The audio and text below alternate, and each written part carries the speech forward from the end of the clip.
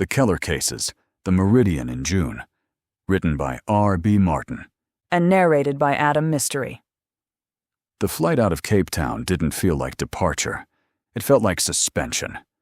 35,000 feet above everything that had just happened, and none of it had settled yet.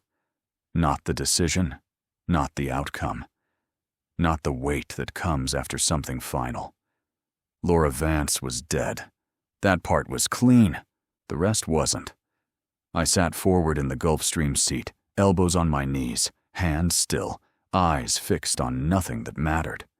The cabin lights were low, the kind that made everything feel quieter than it was. Cindy sat across from me, angled slightly toward the window, watching the dark stretch of ocean move under us like it had somewhere to be. Neither of us said anything for a while. There wasn't anything to say that wouldn't turn into something else. "You good?" she asked eventually. It wasn't a question about the flight. "I'm here," I said. She nodded like that was enough. It usually was. The reports would already be moving. CIA channels, FBI reviews, internal assessments dressed up as procedural follow-ups. Laura Vance wasn't just a target. She was a variable inside a system they hadn't mapped yet, and I had removed her without clearance, without coordination, and without asking permission from anyone who thought they had the authority to give it. There would be consequences. I just didn't know which ones yet. My standing with them wasn't something I built for stability. It was something I built because it made the work easier. Access, information, leverage. That was all it ever was. Losing it wouldn't change the work, but it would change how the work got done. My reputation. That was different. That was mine. And whatever Cape Town turned into on paper, it wasn't going to read clean. We landed stateside before sunrise. No press, no noise, no attention that didn't belong to someone watching from a distance they wouldn't admit to. We cleared through without friction. That meant two things. Either no one had decided what to do yet, or they already had. I didn't ask which. The last 2 weeks of May didn't belong to the case. That was the first time in a long time I let that happen. Cindy didn't push it, didn't define it, didn't try to turn it into something it didn't need to be. We moved without structure. No schedules, no briefings, no boards, no calls that mattered. Just space. The kind you don't realize you've been missing until it shows up and doesn't ask anything from you. We stayed off the map. Small places, quiet streets, a stretch of coastline where the water didn't carry names anyone cared about. A diner that didn't ask questions and didn't remember faces. A motel that didn't need IDs as long as the cash was right. It wasn't running. It wasn't hiding. It was pause. Not absence. Not avoidance. Just enough distance to let the noise fall off. She watched me more than she said anything. Not suspicious, not cautious, just aware. "You're not done with it," she said one night, sitting across from me with a glass that hadn't moved in the last 10 minutes. "No," I said. "You're not even close." "No." She nodded, like she already knew that answer before she asked. "What is it then?" she said. "What's left?" I leaned back slightly, letting the silence stretch before filling it. It wasn't her. "Laura?" "No." That sat between us for a second. "She was part of it," Cindy said. "Yes. But not the whole thing." "No." She looked at me, steady, direct. "Then what are you chasing?" I shook my head once. "Not chasing." She caught that. Small shift. Important one. "Then what?" I let the words settle before saying them. "I'm going to make it show itself." June was coming. You could feel it before it arrived. Not on a calendar. In the air. In the way things held longer than they should. In the way pressure didn't release when it was supposed to. In the way everything felt like it was waiting for something to break the surface. April pushes. May waits. June. June reveals. We were back in Riverbend when the call came. Not through a line I recognized. Not through anything official. A number that didn't exist long enough to trace and wouldn't exist long enough to matter after. I answered it anyway. "Marty Keller," I said. Silence. Not empty. Measured. Then, "You removed a piece of my system." The voice was calm, not distorted, not hidden, controlled. "Then it wasn't much of a system," I said. A pause followed. Not offense, not reaction. Adjustment. "That depends on how you define it," the voice said. I didn't respond. "You think eliminating enforcement creates disruption," he continued. "It doesn't. It creates replacement." And Kosi Masako. He didn't need to say his name. "You're not hard to find," I said. "No," he replied, "because I don't hide." That was the first real confirmation. Not arrogance, position. "What do you want?" I asked. "Nothing from you," he said. "I'm informing you." "Of what?" "That you've stepped into something you don't control." I leaned slightly against the edge of the desk, letting the words settle without pushing back on them. "That's not new," I said. "No," Nkosi replied. "But your approach is." There it was. Recognition. "You stopped chasing it," he said. That was the correct adjustment. I didn't answer. "You're trying to force it to reveal itself," he continued. A small silence followed that. Not accidental. Deliberate. He knew. Of course he did. "That won't end the way you think it will," he said. "How does it end?" I asked. Another pause. Longer this time. "You don't dismantle a system by forcing it to show itself," Nkosi said. "You expose how it holds." I smiled slightly at that. He caught it. "You think that's the same thing," he said. "It is," I replied. "No," he said. "It isn't." The line went quiet for a second. Then, "You've disrupted a portion of my logistics chain," Nkosi said. "That was inefficient." "Good." Another pause. Smaller. Tighter. "Be careful what you define as progress," he said. "You're close enough now to matter." That was the point. "Yes," Nkosi said. "It was." The shift happened there. Subtle, but real. "You're not chasing this anymore," he said. "No." "You're stepping into it." "Yes." A breath passed on the line. Controlled. Measured, then. "What lies ahead is not forgiving," Nkosi said. Neither was I. "That's fine," I replied. The line disconnected without warning. No click, no tone, just absence. I stood there for a second after it ended, phone still in my hand, the room quiet around me in a way that didn't belong to the space. Cindy watched from across the room. "Who was it?" she asked. I looked at the phone once, then set it down. "Meridian," I said. She held that. Then nodded. "Good," she said. "Why?" "Because now it's not hiding." I met her gaze. "No," I said. "Now it's holding." And June was about to show how. Chapter 1. Riverbend didn't change while I was gone. Cities like this don't. They hold their shape, let things move through them, let people come and go, make noise, make mistakes, and then settle back into whatever they were before you noticed them. That was the difference between Riverbend and Cape Town. Cape Town moved with you. Riverbend waited. I parked a half block off Mercer and stepped out without looking up at the building right away. There was no reason to rush that part. The street carried the same low morning traffic, the same rhythm, the same people pretending they weren't watching anything while catching everything that mattered. Nothing felt off, which didn't mean anything. I crossed the street, took the steps up, and unlocked the door to 331 Mercer Street, like I hadn't been gone long enough for it to matter. Inside, the space held. Same layout, same weight, same quiet that settled in once the door closed behind me. The bones of the office hadn't changed, but the details had.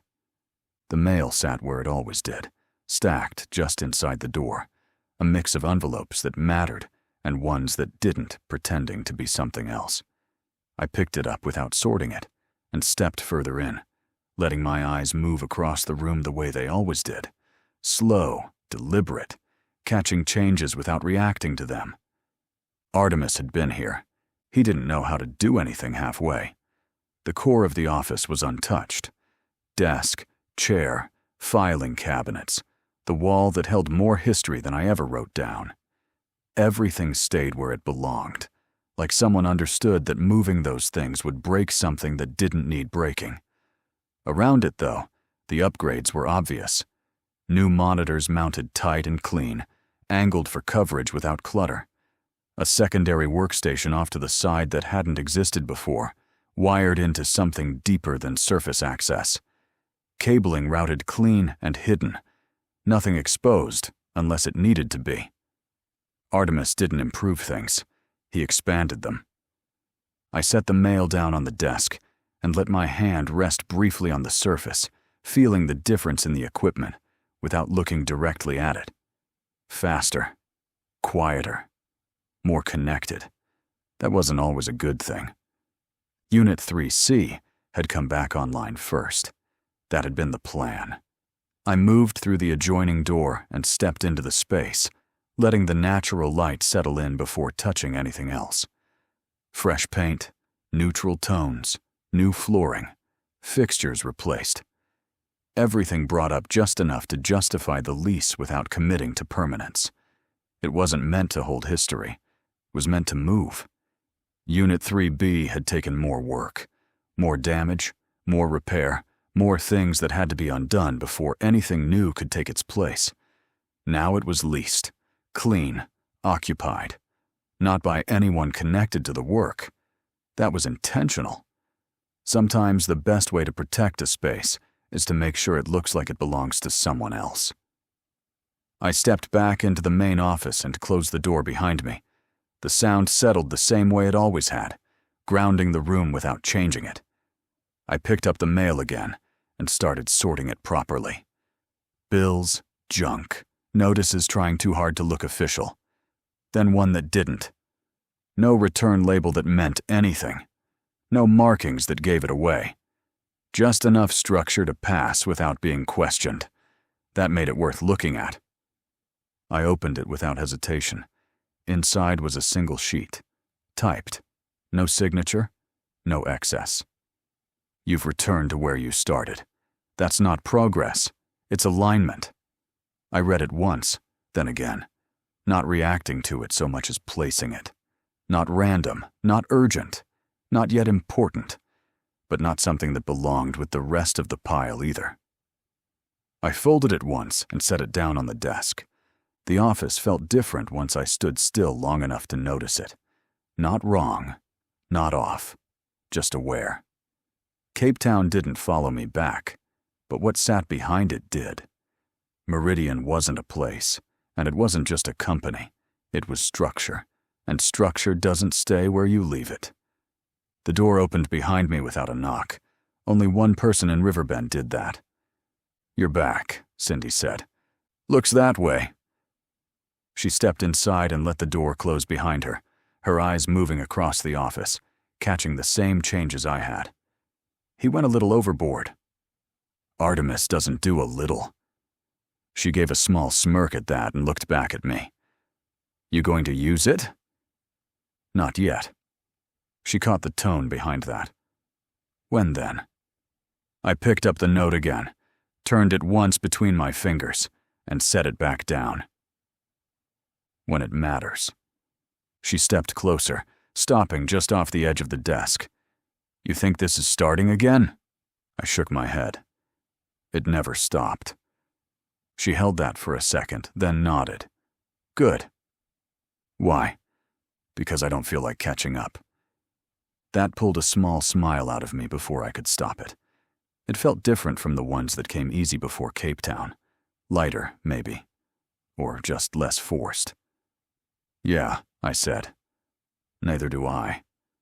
Outside, Riverbend kept moving like nothing had changed. Inside, it had. June was coming, and this time I wasn't going to chase it. I was going to make it show me how it held. Cindy didn't move right away. She stayed where she was, just off the desk, eyes fixed on the note like it might shift if she watched it long enough. "That yours?" she asked. I gave a small shake of my head. "Feels like it is."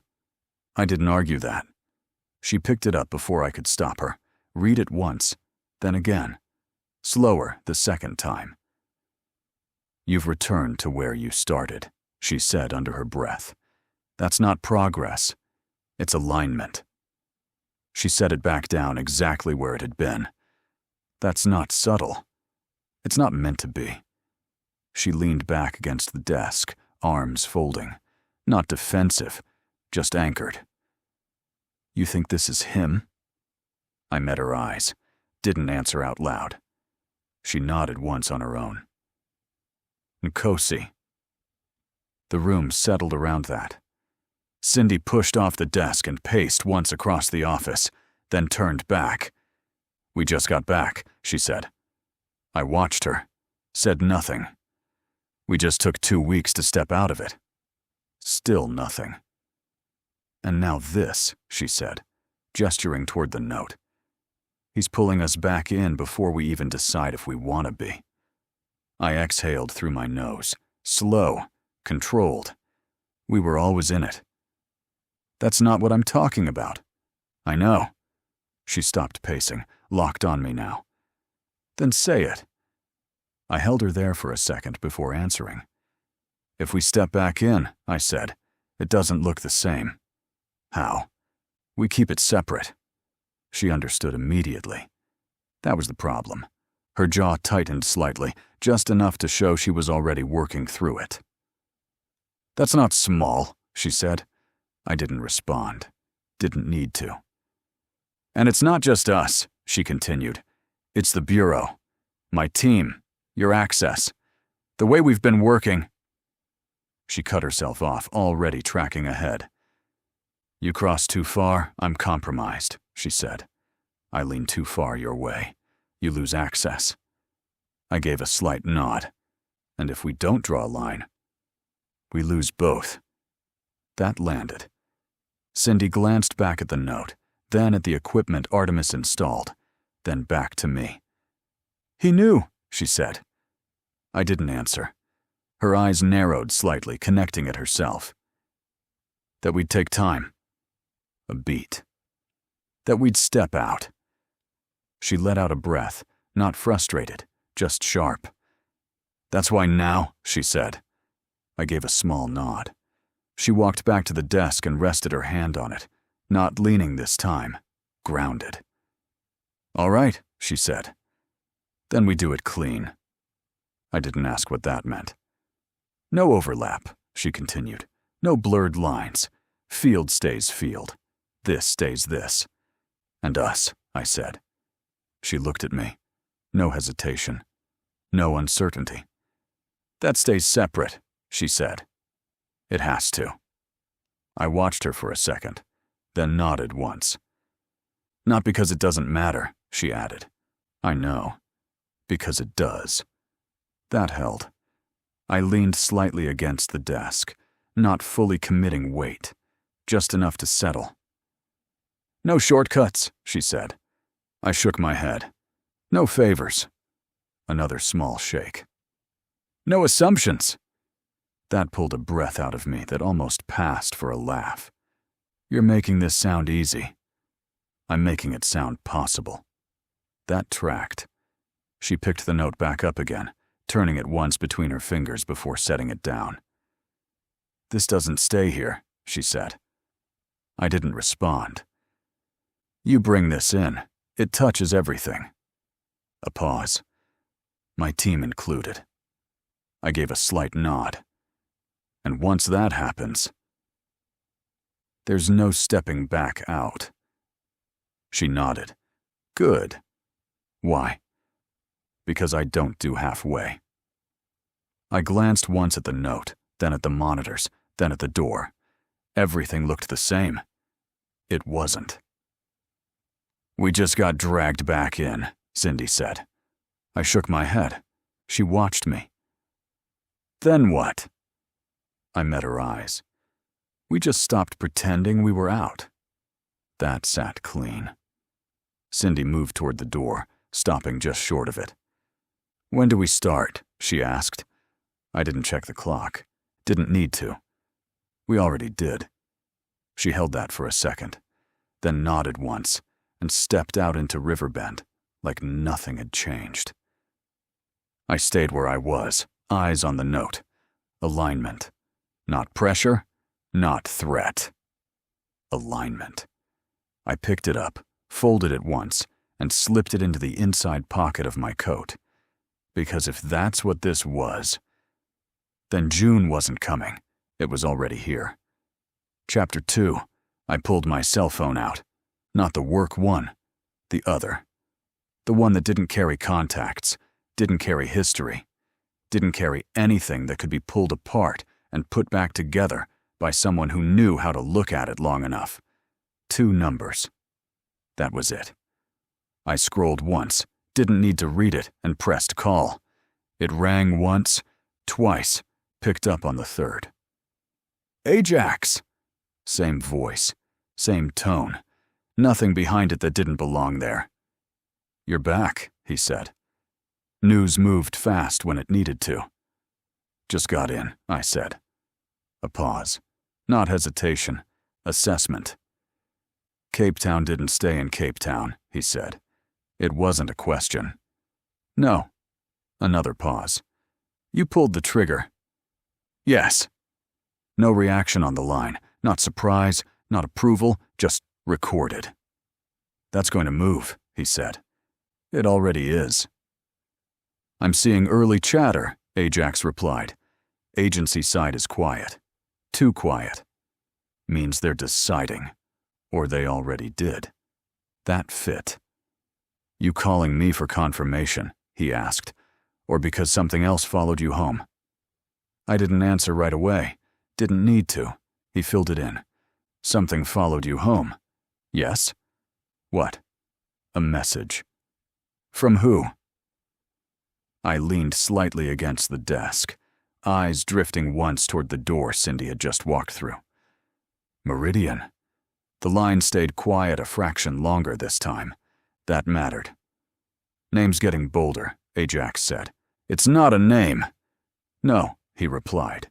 "It's not." He shifted on the other end paper, maybe. Movement that didn't belong to idle conversation. What did it say?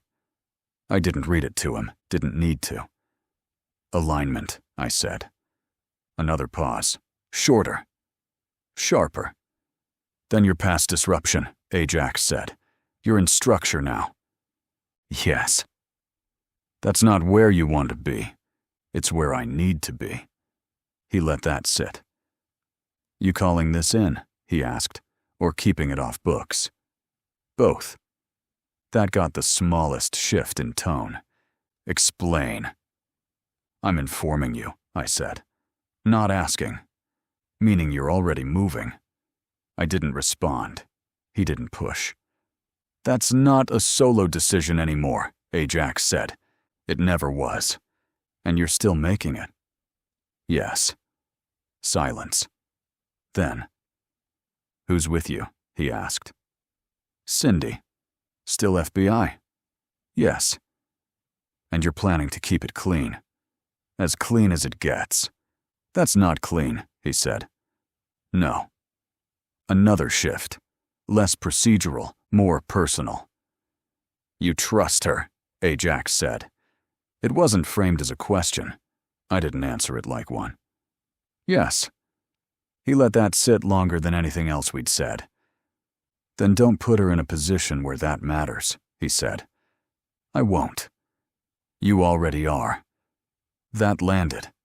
Clean. No pushback. No defense. Just true. "What do you need?" he asked. "Eyes," I said. "Not agency. Not official." That narrows it. It's supposed to. I can give you shadows, Ajax said. Nothing that traces back. That's enough. Nothing heavier, he added. Not yet. I'm not asking for heavy. That's what worries me. I almost smiled at that. Almost. I'll take what you've got, I said. You'll have it, he replied. But Keller. He didn't finish right away. That mattered more than anything else he'd said. This isn't Cape Town, he continued. You don't get distance here. You don't get room to operate without it bleeding into everything else. I know. Do you? I didn't answer, because that part was still moving. You're not chasing a case anymore, Ajax said. You're stepping into something that already knows how you work. I know. And you think that gives you an advantage? No, I said. It gives me a starting point. Another pause. Then. All right, he said. Then I'll adjust on my end. That's all I need. No, Ajax replied. It's not. He let that sit. Then. It's all you're getting. That was consistent. Stay reachable, he added. I will. And Keller. Yeah. Don't try to outthink a system that doesn't think the way you do. I looked down at the note sitting on the desk, then away. I'm not, I said. I'm making it. Show me how it holds. Silence. Then. Yeah, Ajax said quietly. That's what I was afraid of. The line went dead. I lowered the phone slowly, not looking at it again before setting it down on the desk. The room felt tighter now. Not smaller, just closer. Ajax didn't say no. That meant something. But he didn't say yes either. That meant more. I reached into my coat, pulled the note back out and read it one more time. Alignment. Not pressure. Not threat. Structure. I folded it again and slipped it back into my pocket. Because whatever this was, it wasn't waiting for me to catch up. It was waiting for me to step in. Chapter 3. I stepped out of the office with the note still in my coat, and Ajax's voice still sitting where it hadn't settled yet. Riverbend carried the same rhythm it had when I walked in. Nothing flagged, nothing shifted, just movement where it belonged, and noise where it didn't matter. That's usually when something finds you. He came in fast. Bike courier, lean, efficient, the kind that didn't miss stops and didn't ask questions. He cut across the sidewalk just ahead of me and stopped short, blocking my path without making it look like he meant to. Professional enough to pass, deliberate enough to matter.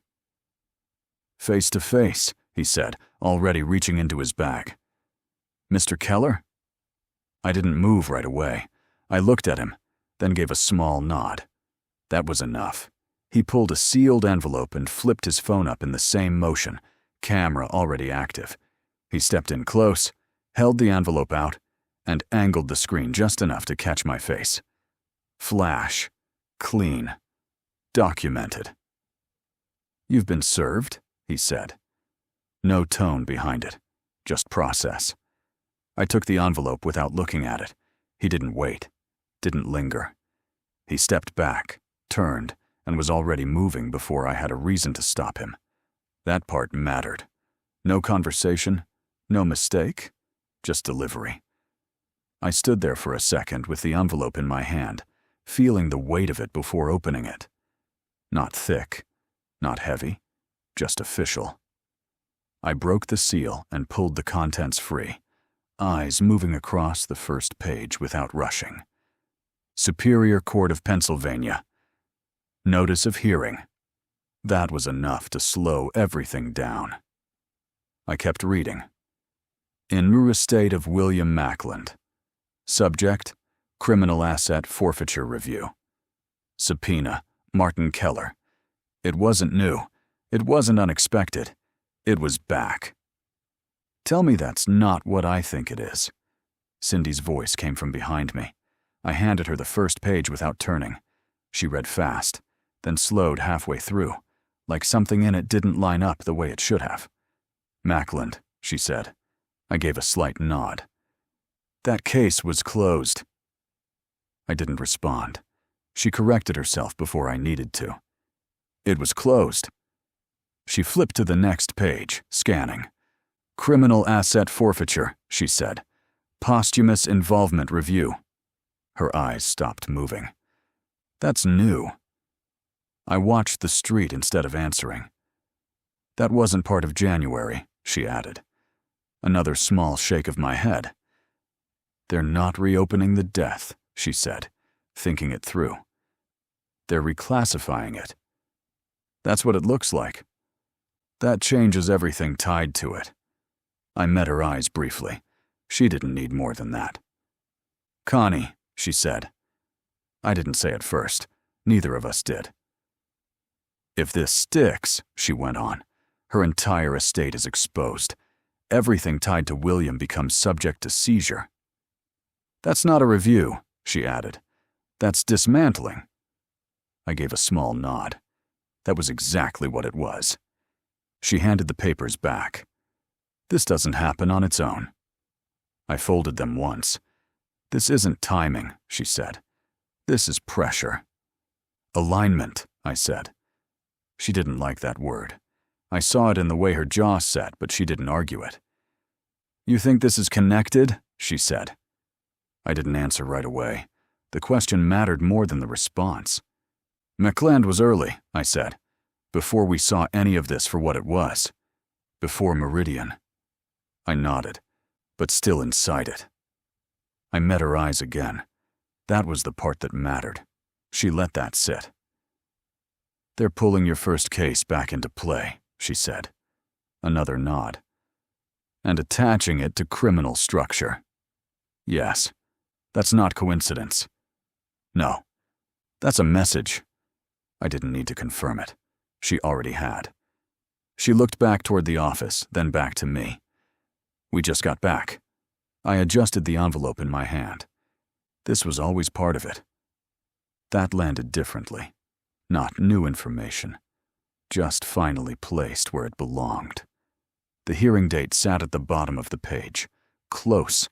Too close to be procedural. Exactly where it needed to be to force movement. "That's not scheduling," she said. "No. That's placement." I gave a small nod. "All right," she said. "Then we treat it like everything else." I looked at her.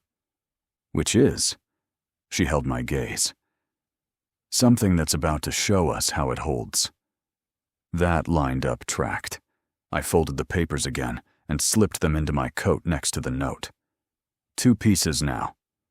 Different origins, same direction. Riverbend kept moving around us like nothing had changed. It hadn't, but we had.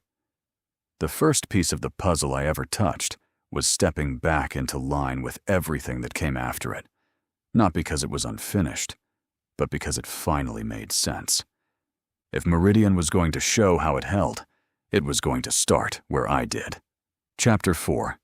The courthouse didn't change. Same stone, same steps, same people moving in and out like the place belonged to them until it didn't. I'd been there before, just not for this. Back then it was about answers, about pulling something apart until it made sense. Now it was about structure, about how something holds even when it shouldn't. Cindy walked in beside me, badge visible but not pushed forward. She wasn't here as enforcement. Not yet. That mattered. "You planning to go in loud or quiet?" she asked. I didn't look at her. "Quiet gets you more." She nodded once. That makes sense. Inside, the air carried that same mix of paper, pressure, and people pretending they understood what was about to happen. Clerks moved with purpose. Attorneys moved with performance. Everyone else moved because they had to. We checked in without friction. My name was already flagged. That wasn't surprising. "Mr. Keller," the clerk said, not looking up right away. "You've been entered as a witness under review. You'll be called if necessary." "If," I said. She glanced up then, just enough to acknowledge the word. Depends how it moves. That was the truth of it. I stepped back, letting the flow of the room carry past me instead of through me. Cindy stayed close, not touching, not signaling anything that didn't belong. This isn't a full trial, she said quietly. It's a hearing. They're establishing position. I know. They don't need you yet. No, I said. They just need me here. She didn't respond to that, because she understood it. The courtroom itself was smaller than most people expected, not because of space, but because of how it closed around you once you stepped inside. Wood, glass, controlled light. Everything designed to keep attention forward and options limited. We took seats near the back, not hidden, not exposed, just present. The judge entered without ceremony. The room rose, then settled just as quickly. Names were read, case numbers confirmed. Language that sounded procedural until you understood what it actually meant. Estate of William Mackland, the clerk read.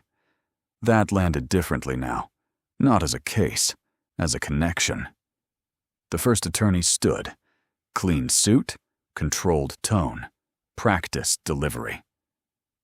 Your Honor, the Commonwealth moves to reclassify the estate under criminal asset forfeiture statutes based on newly uncovered financial activity tied to the decedent.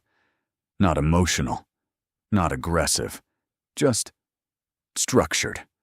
The defense followed, less polished, more reactive. Your Honor, the estate has already been processed under standard probate review. This motion is both late and unsupported. It's neither, the first attorney cut in smoothly. The evidence was not available at the time of original review. That was the pivot. New evidence.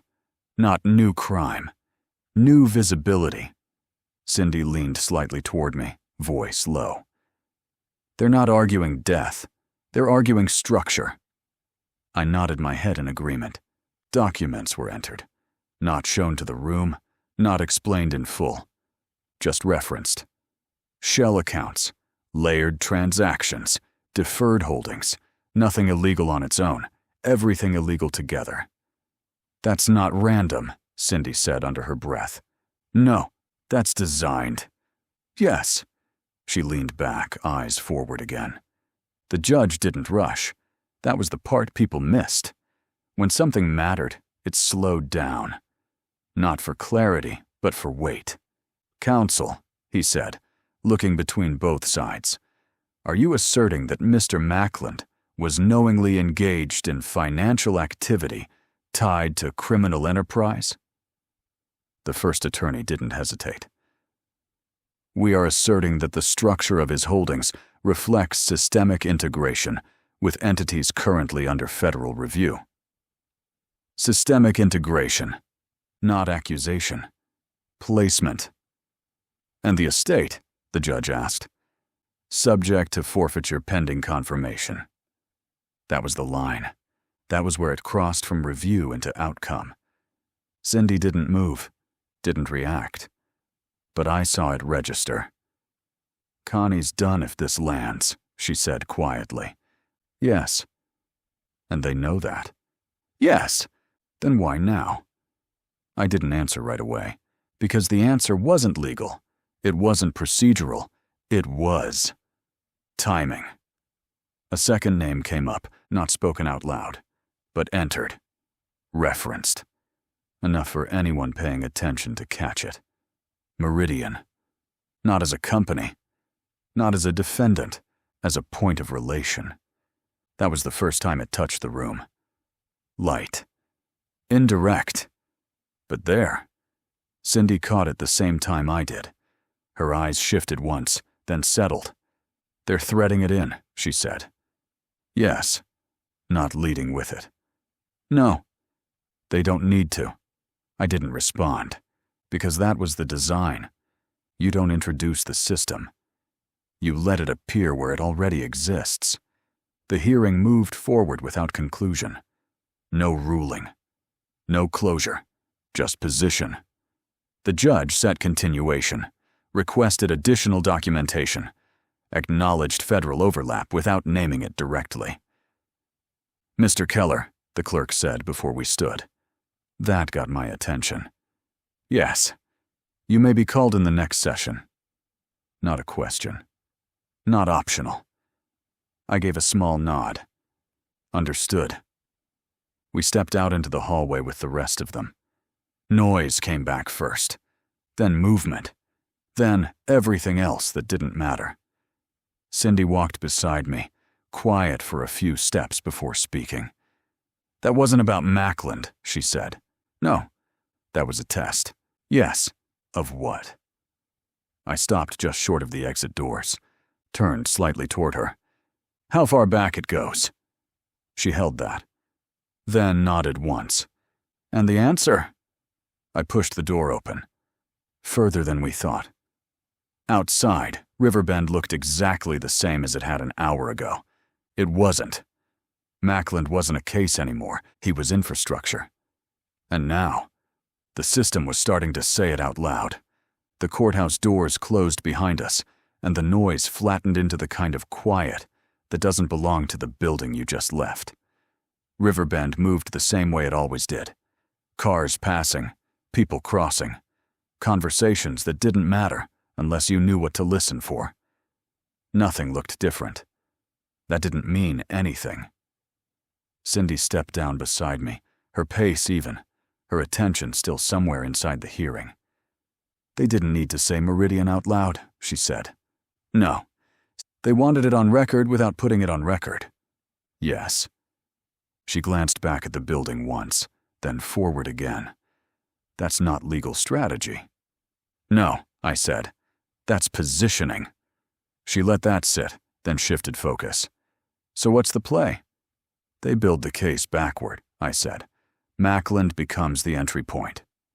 And from there, they justify everything upstream." She gave a small nod.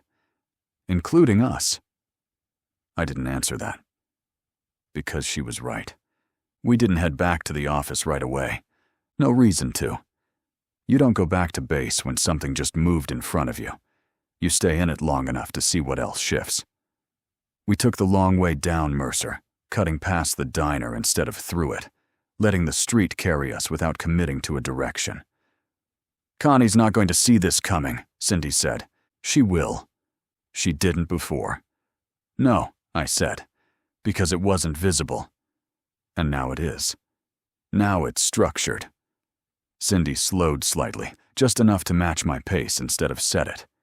"You going to talk to her?" she asked. "Yes." "Before or after the next hearing?" "Before." She studied that for a second. "You think she'll cooperate?"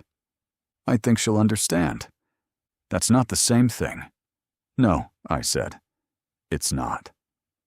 We stopped at the corner of Monroe and Franklin without planning to. Omar's cart was still there. Same spot, same setup, same smell cutting through the air like nothing else in the city had changed. Omar looked up as we approached, gave a small nod that passed for recognition without turning into conversation. "Back in town," he said. "Looks that way." "You want the usual." I gave a slight nod. He moved without asking anything else. Cindy leaned lightly against the side of the cart, watching him work. "You come here a lot." "Enough." "Before or after Mackland?" "Both." That told her more than anything else would have. Omar handed the food over without comment. I passed him cash, no change needed. He nodded once and moved on to the next person. We stepped off to the side, not sitting, not settling, just holding position. Cindy didn't eat right away. She watched the street instead. "They're using your first case to validate the system," she said. "Yes." "They're not just connecting it." "No.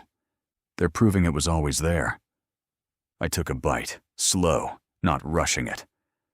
"That's how it holds," I said. She exhaled through her nose, small, controlled. "And if that lands in court..." "It becomes real," I finished. "It already is." Not to them. She didn't argue that. Her phone buzzed once. She glanced at it, then looked at me before answering.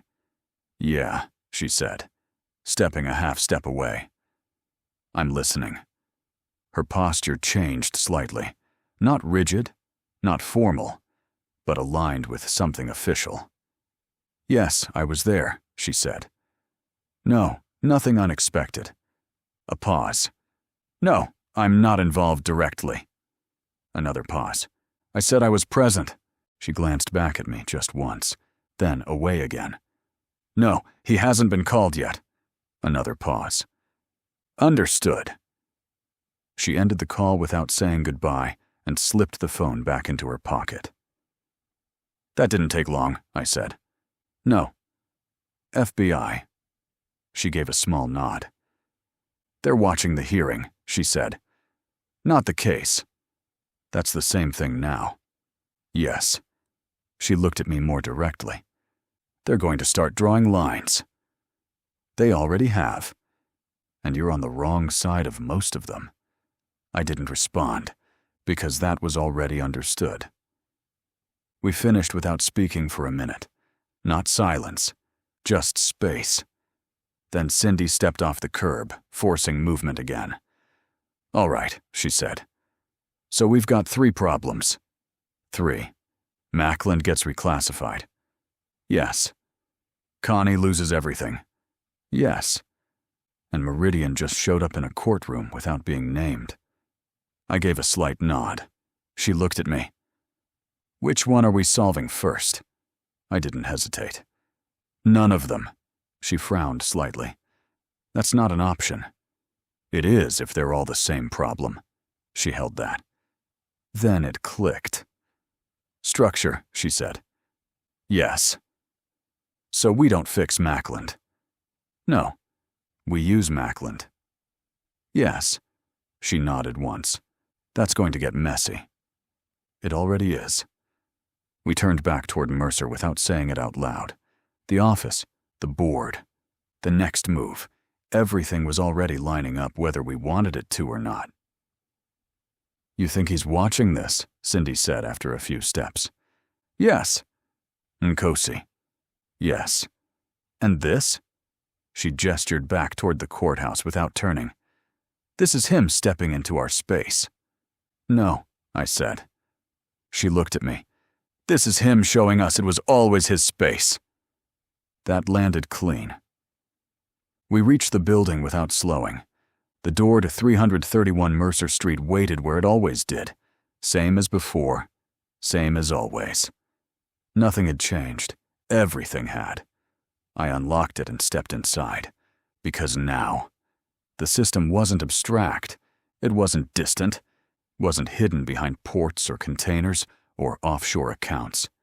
It was here, in the open, and it had just used my first case to prove it. Chapter 5. I didn't call her right away, not because I didn't know what to say, but because once I did, it stopped being procedural and became real. The office held quiet around me, Artemis's upgrades humming beneath the surface, screens alive but idle.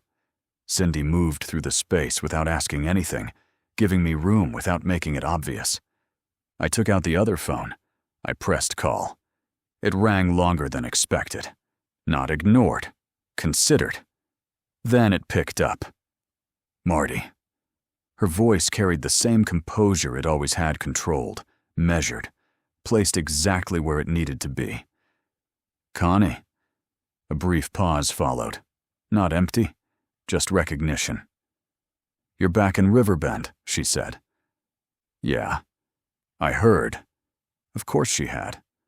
How are you? She asked. It wasn't about me. I've been served. No transition. No soft entry. Just placement. The line didn't go quiet. It tightened. I see, she said. You already know.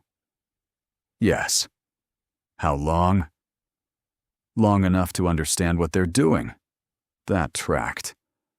They're moving to reclassify William, I said. Yes. Criminal asset forfeiture. Yes. No denial. No surprise, just acceptance. That means your estate. I'm aware, she said. She didn't interrupt. She closed the space. That wasn't part of January, I said. No, it wasn't. Then why now?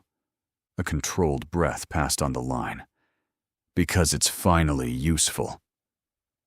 That didn't land like an explanation. It landed like confirmation.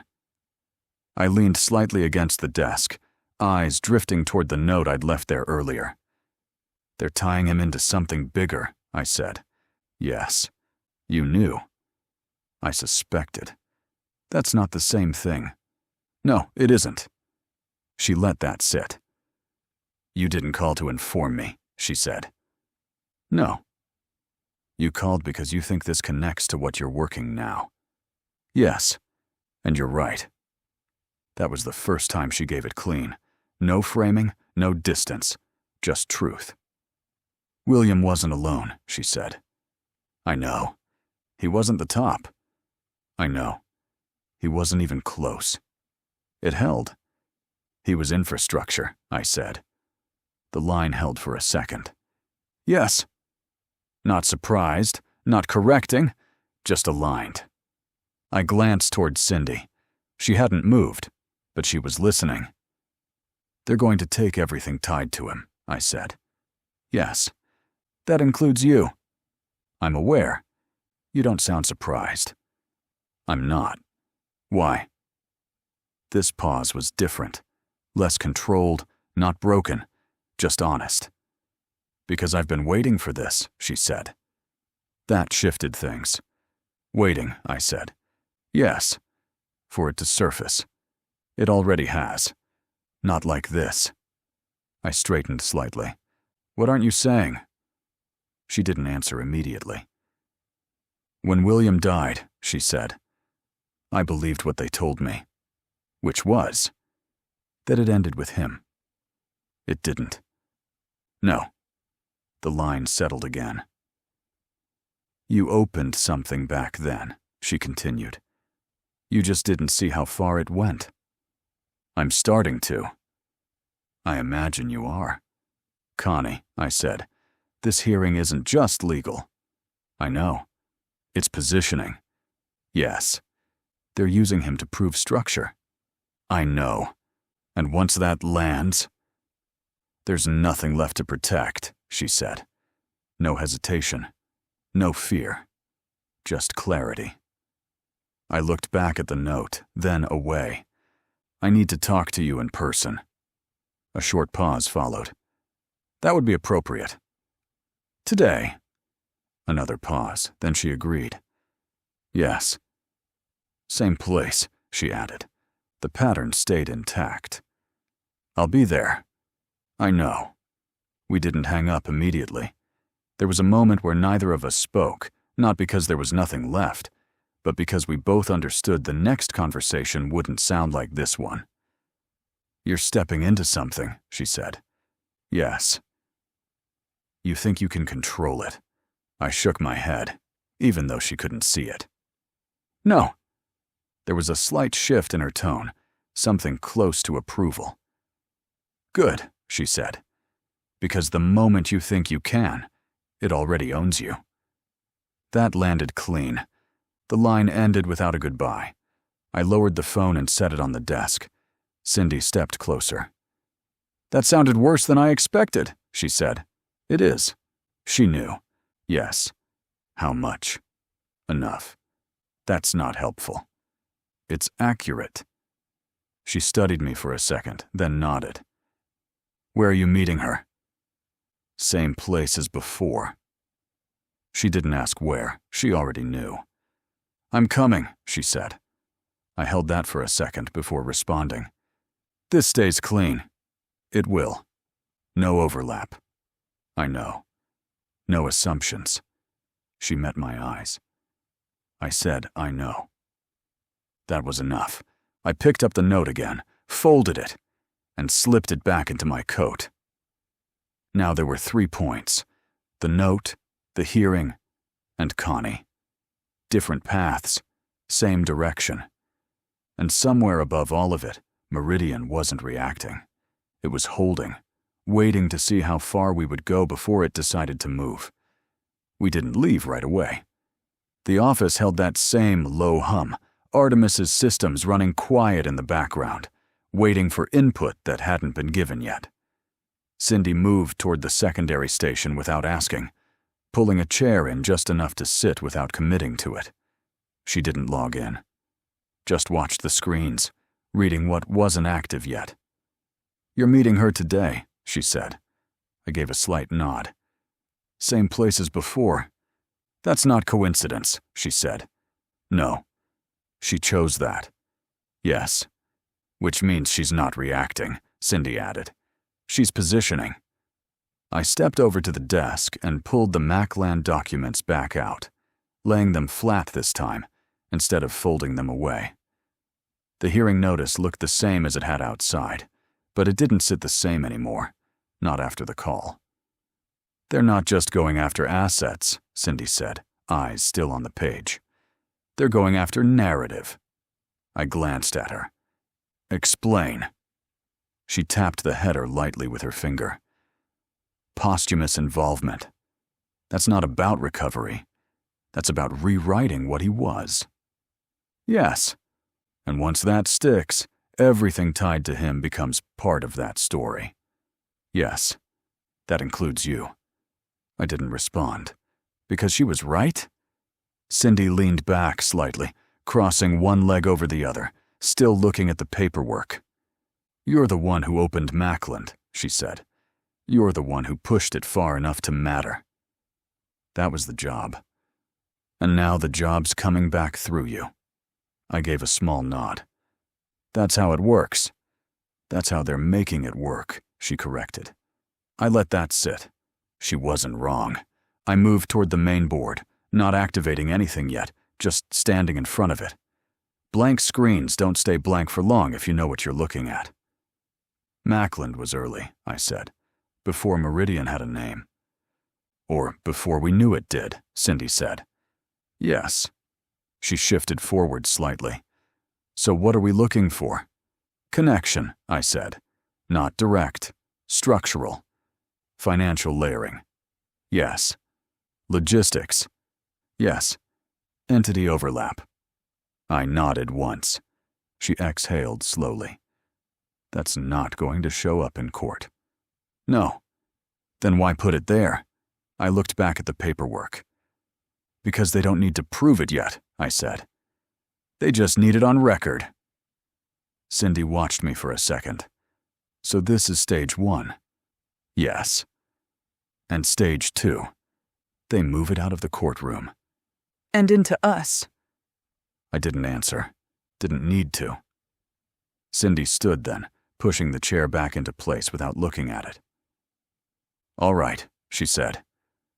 "So we've got a hearing that's not about the hearing, a system that just touched court without being named, and a witness," she nodded toward me, "who sits in the middle of both. That's one way to put it. It's the only way to put it." She stepped closer to the desk, her attention shifting back to the note. "Alignment," she said again. "Yes. That word's doing a lot of work. It usually does." She picked it up, turned it once, then set it back down. "He's not warning you," she said. "No. He's placing you." "Yes." "Into what?" I met her eyes. "Into the structure." That held. She moved toward the door, then stopped halfway, like something hadn't finished lining up yet. "Timing," she said. "Yes." "This hearing." "Yes." "Your return." "Yes." "The note." "Yes." She gave a small nod. "That's not pressure," she said. "That's sequence." I didn't respond, because that was exactly what it was. Cindy looked back at me one more time. "You ready for this?" she asked. I didn't answer right away. Not because I didn't know. Because the question wasn't about readiness. It was about choice. "I'm already in it," I said. She held that, then gave a slight nod. "Then let's not fall behind." She opened the door and stepped out ahead of me this time. I stayed back just long enough to gather the papers and slide them back into my coat. The note went in after it. Same pocket, same weight, different purpose. Then I followed, because the next move wasn't in the office. It was waiting, with Connie, and whatever she hadn't said yet. Chapter 6. We pulled in and killed the lights on the Skylark. The engine ticked once as it settled, then went quiet. I didn't reach for the door right away. Rain started light across the windshield, uneven at first, then building fast enough to matter. By the time I stepped out, it was coming down in sheets. An overcast had set in before we hit the block. Now it closed in fully, flattening everything beneath it. Streetlights cut through in short lines, reflections bouncing off wet pavement and glass. The city looked like it was trying to hold on to something it couldn't keep. Cindy came around the passenger side without saying anything. Coat pulled in just enough to break the rain without trying to stop it. She didn't rush. Neither did I. "Feels like a bad setup," she said, glancing up at the building. "It's not setup," I said. "It's timing." She looked back at me, then toward the building again. "That's worse." I agreed. The place hadn't changed. Same frontage, same windows, same illusion of control that came with money sitting behind glass, and security that made people feel like it meant something. Connie Mackland didn't do anything halfway. Not before, not now. Rain ran down the steps as we moved up, collecting in thin streams along the edges. I reached the door first, and opened it without knocking. Inside, the quiet was controlled. Not empty, not still, just contained in a way that didn't happen by accident. A staff member met us halfway down the entry hall, already expecting us. "Mr. Keller," she said. I gave a slight nod. "Ms. Mackland is expecting you." Of course she was. We followed without conversation. The hallway carried that same neutral tone everything in the place did. Clean lines, expensive restraint, nothing drawing attention to itself unless it needed to. The kind of environment designed to make you forget what it cost to build it. She was waiting in the sitting room. Same posture, same presence. Nothing in her expression suggesting anything had changed. That was the tell. "Martin," Connie said as we entered. I stopped just inside the room. "Connie."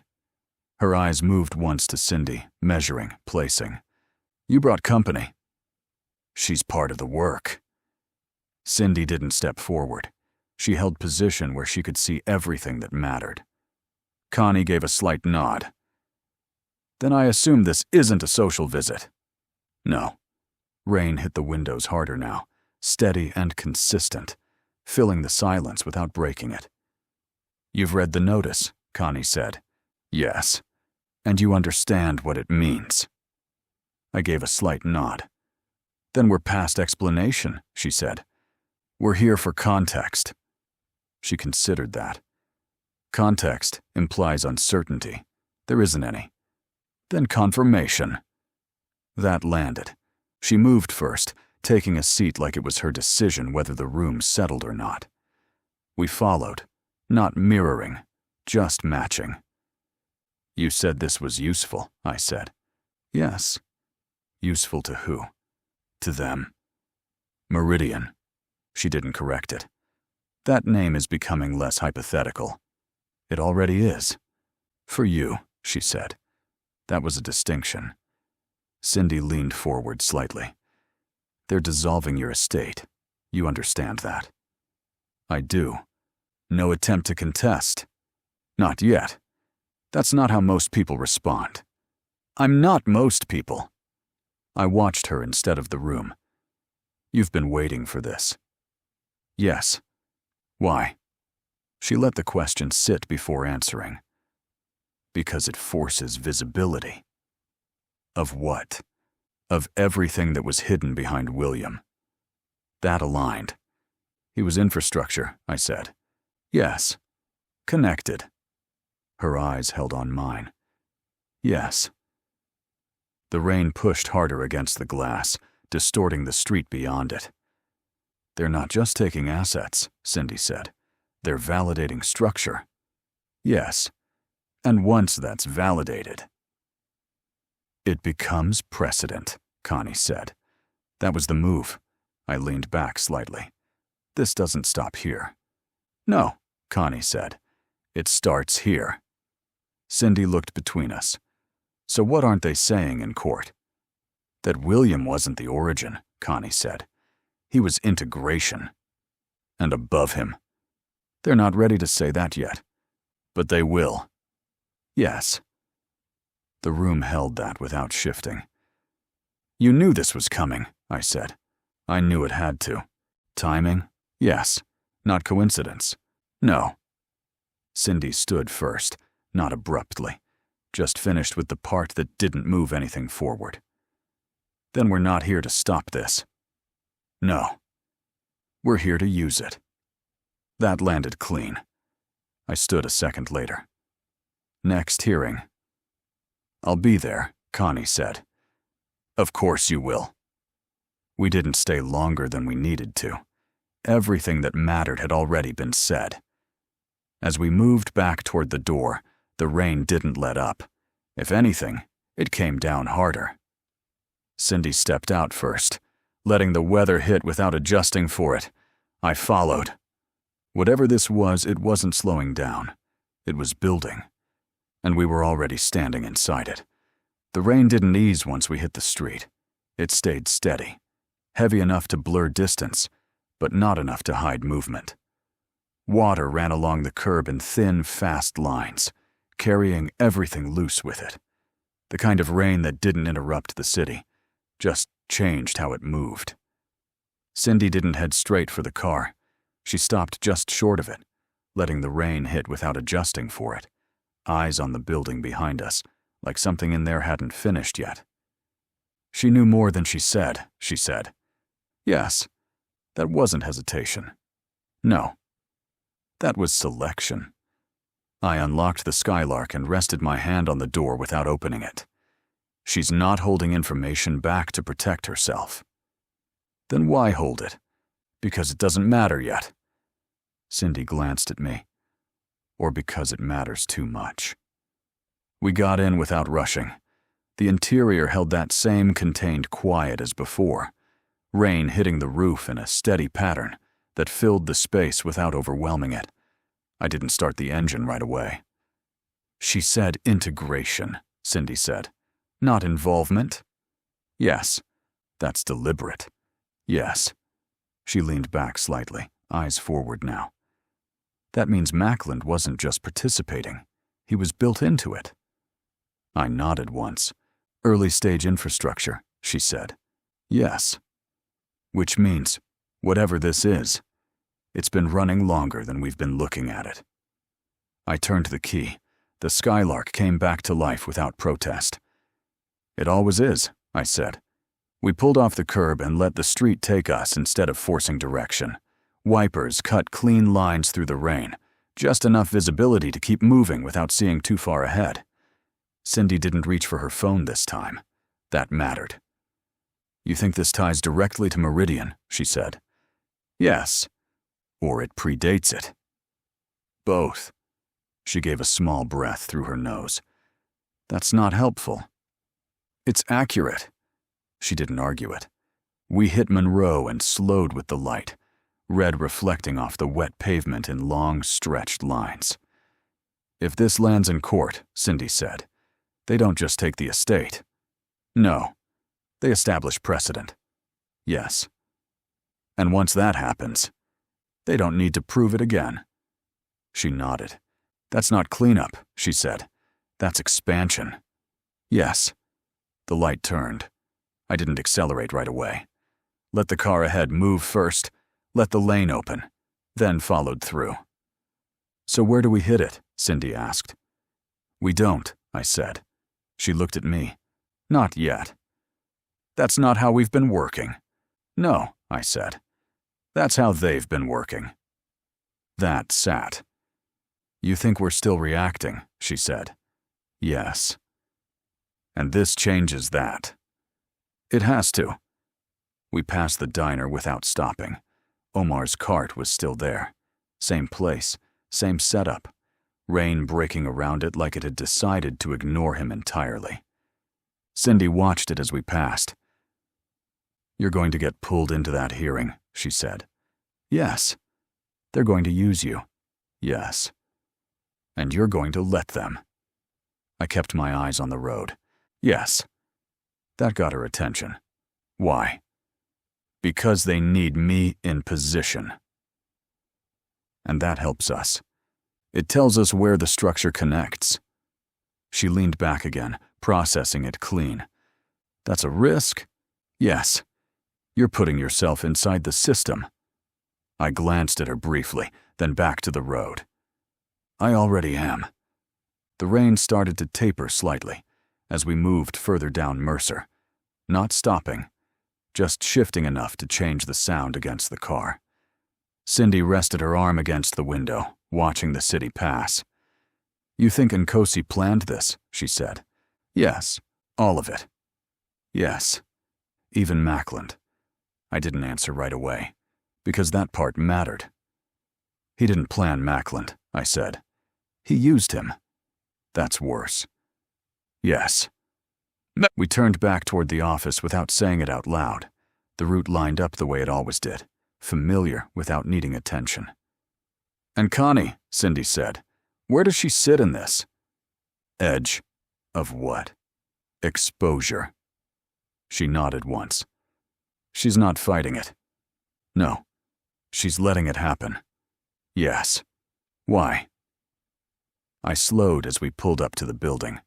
"Because she knows what comes after." Cindy watched me for a second. "And what's that?"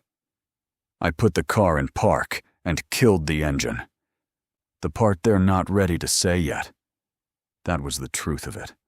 We sat there for a second longer than necessary, the rain now reduced to a steady rhythm instead of a wall. Cindy reached for the handle first this time. "Then we don't wait for them to say it," she said. "No, we make them." I gave a small nod. That was the move. We stepped out into the rain again, lighter now but still present, enough to remind you it hadn't gone anywhere. The building stood the same as it had an hour ago. Nothing changed. Everything moved. And somewhere inside all of it, the system wasn't reacting. It was holding, waiting to see if we'd push or step deeper. Chapter 7. The office didn't feel different when we stepped back in. We did. Cindy moved straight to the secondary station and brought Artemis's system online without asking. No hesitation, no ramp-up. She already knew what we were looking for. This wasn't a search. It was a comparison. "Mackland," I said. She gave a slight nod and pulled the deeper layers immediately. No summaries, no surface-level pulls. Transaction logs, corporate filings, entity structures. The parts that don't show anything until you already know what you're looking at. Back then, it looked like money. Now it didn't. I stayed at the main desk, watching the data populate across the screens. William Mackland's holdings came up clean. That didn't register as relief. It confirmed what we already knew. Cindy slowed as she read through the first pass, not reacting, just adjusting pace. Her eyes shifted from totals to movement without saying it out loud. She drilled down into the transaction layer. "Same behavior," she said. I stepped in beside her. Small transfers, controlled intervals, routed through entities that didn't exist long enough to hold anything. The pattern wasn't hidden. It just didn't matter unless you knew how to read it. "They're passing through," she added. I didn't answer. She didn't need one. She expanded the entity chains. 3 names surfaced, all dissolved. She checked the timelines, her expression tightening just enough as the alignment set in. "Built to run," she said. "Then disappear." I moved back to the main board and pulled Cape Town data beside it. Different names, same behavior. Cindy saw it immediately. Her focus shifted from one data set to both. Slower now, deliberate. This is earlier, she said. Yes. Less refined. Yes. But it's the same system. I dragged one of the Mackland entities across and aligned it against the Cape Town pattern. No system flag, no recognition, but it held. Clean. That's not drift, Cindy said. It's design. She folded her arms, studying the alignment instead of the data. They were already running this, she said. Before Florida. Before we saw it, I said. That sat. She moved back to her station and started pulling formation records without prompting. Registered agents. Addresses. Filing chains. Each path ended the same way clean exits. No residue. Nothing that stayed long enough to be traced. They're not hiding anything, she said. They don't need to, I replied. They're letting it dissolve. Yes. She paused on one entry longer than the rest. This one didn't run full cycle, she said. I stepped in. Closed early. Movement cut short. I checked the timestamps. Then the Cape Town overlay. It got replaced, I said. She didn't disagree. Cindy leaned back slightly, arms still folded, eyes moving between the layers. This is the same structure we saw in South Africa, she said. Yes. Just smaller. Yes. Which means we weren't early. No. She let that sit, then looked at me. We were late. That was closer. I stepped back to the Mackland data and let it sit without moving anything. That's when it showed. Not new, not hidden. Just there. I leaned in slightly, following the intervals instead of the entries. Same spacing, same placement, across different days. Different accounts, same time. I didn't touch the screen. Look at the timestamps, I said. Cindy stepped in again, this time not scanning, tracking. Her eyes slowed. Locked. Moved down the entries without speaking. 12:47, she said quietly. I nodded. She didn't stop there. She followed it, counted it without saying it out loud. 8 times, she said. Per month. That landed without reaction, because it wasn't new. It was placed. She stepped back half a pace, not surprised, adjusting. It's here too, she said. Yes. Her eyes moved back to the screen, sharper now. Same window, she said. Different layer. I didn't respond. She didn't need one. Cindy leaned in again, tracking deeper. This goes back before the case closed, she said. Yes, before Florida. Yes, before we tracked it. I gave a slight nod. That means it was always part of it. Yes. She exhaled slowly, not frustrated, focused. This isn't financial, she said. No. It's coordination. Yes. At the system level. I didn't correct that. Her attention shifted from the data to the implication. Mackland wasn't adjacent, she said. No. He was inside it. Yes. She held that for a second. Then, how far up? I let that sit, because that part wasn't here. Not directly. Not high enough to see it, I said. She studied that, then shook her head slightly. He didn't need to. No, he didn't. Her posture shifted again, subtle but final. Not top, she said. I didn't move. Not mid. I stayed still. Her eyes returned to the screen. Infrastructure. That word held. Because it fit. Cindy leaned back, letting the system idle. That changes the case. It finishes it. She gave a small shake of her head. No, she said. It reframes it. That was right. I looked at the data again. Same numbers, same structure, different meaning. Back then, I said, it looked like money. Cindy didn't look at me. Now, it looks like it's always been here. The room tightened. Not physically, structurally. We hadn't found anything new. We'd found how long it had been there. My phone vibrated once on the desk, not the work one. Cindy's eyes shifted to it. Mine followed. No? ID. No number, just an open line waiting. I picked it up. Yeah. Silence. Measured. Then, you're aligning it. Same voice. Same control. I didn't look at Cindy. Didn't need to. Already did, I said. A pause. Short. You're seeing earlier than you should, he said. That's the point. Another pause. Different this time. Sharper. You're still looking at pieces. Enough pieces. That shifted something on the line. Not emotion. Adjustment. You think time is the system, he said. No, I replied. I think it's how you hold it. Silence. Longer now. Then. Not yet, he said. Click. The line went dead. I lowered the phone slowly. Cindy didn't ask who it was. She already knew. He confirmed it, she said. Yes. She looked back at the timestamps. 12:47 isn't the discovery, she said. No. It's the proof. I gave a slight nod. Outside, Riverbend moved like nothing had changed. Inside, the system hadn't just shown itself.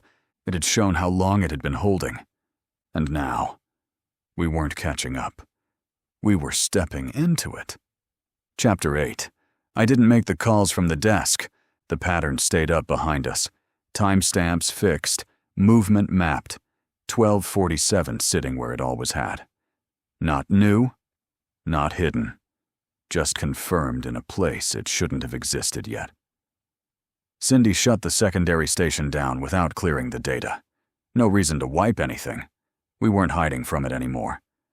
Grab your stuff, I said. She gave a slight nod and grabbed her coat. The call to Ajax didn't take long. He picked up on the second ring. Yeah. Riverbend, I said. Strike Kings. Now. A pause. Short. You finally lined it up, he said. Yes. That puts Mackland inside it. Yes. Another pause. Tighter. On my way. He didn't ask for details. Didn't need them. The line went dead. Artemis answered before the first ring completed. You're early, he said. Bring everything you have on Mackland, I said. Raw data sets. Formation records. Anything that predates Florida. Silence. Not confusion. Processing. You're seeing earlier alignment, he said. Yes. How far back? Far enough. A breath on the line. That's not where this was supposed to start, he said. No. That means it didn't. Yes. Another pause. I'll be there, he said. Give me 10. You've got 8. The line cut. The bowling lanes looked the same as it always did. Unlit sign, old frontage, fenced off from traffic to make it forgettable. The kind of place no one watches because there's nothing to see. That was the point. We moved through the side access without breaking stride, and into the back where Artemis had built the real room. The system came online as we entered. Not loud. Not obvious, just enough to run. Cindy took position near the side console. I stayed at the center. We didn't touch anything yet. We waited. Ajax came in first. No knock, no noise, just presence. He took in the room, then looked at me. You pulled me fast, he said. I didn't answer. He didn't need one. That means it's not new, he added. No, it's earlier. Yes. That was enough. He stepped forward. Show me. Artemis came in a minute later, jacket still half on, tablet already active. He didn't greet anyone. He synced into the system immediately, pulling data across screens before asking anything. Load Mackland against Cape Town, he said. Time layered. I brought it up. No explanation, no framing. Just structure. The data sets aligned across the screens. Mackland on one side, Cape Town on the other. Different names, same behavior. Ajax didn't step in right away. He watched it first. Let it settle. Then moved closer. That's the same movement, he said. Yes. Just smaller. Yes. And earlier. I gave a slight nod. That was the part that mattered. Artemis isolated the intervals. Didn't ask what to look for. He already knew. Time window, he said. I didn't respond. He tracked it anyway. Entries lined up. Spacing held. Placement repeated. 12:47, he said. Ajax exhaled once. Same window as Florida, he said. Yes. Same blind. Yes. Cindy stepped in. 1 minute, she said. System scrub. Artemis adjusted the timeline. Still holds, he said. No one reacted, because it wasn't discovery. It was confirmation. Ajax folded his arms, studying the alignment. That puts RHGM here earlier than we thought, he said. Yes. Or puts Mackland inside RHGM before we knew what it was. That's closer, I said. He nodded once. Artemis layered in additional data.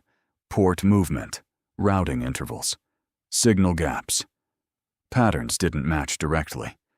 They didn't need to. Behavior did. They're not triggering movement here, he said. They're syncing it. Yes. Cindy leaned forward slightly. Checkpoint. Not action, she said. Ajax glanced at her. Or confirmation the action already happened. That held. I shifted the timeline back further. Older Mackland entries surfaced. Same behavior, same spacing. Same. Window. Before Florida, Cindy said. Yes.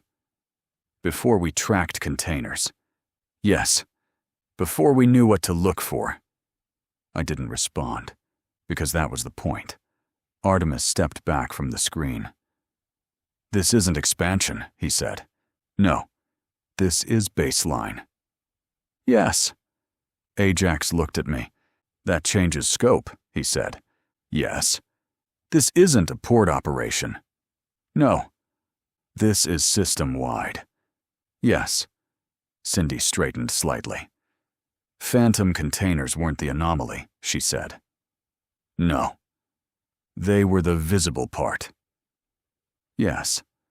Her eyes shifted across the data sets. And the diamond South Africa to Florida to here, that's not a route. No. It's a loop. That landed. Artemis looked back at the timestamps.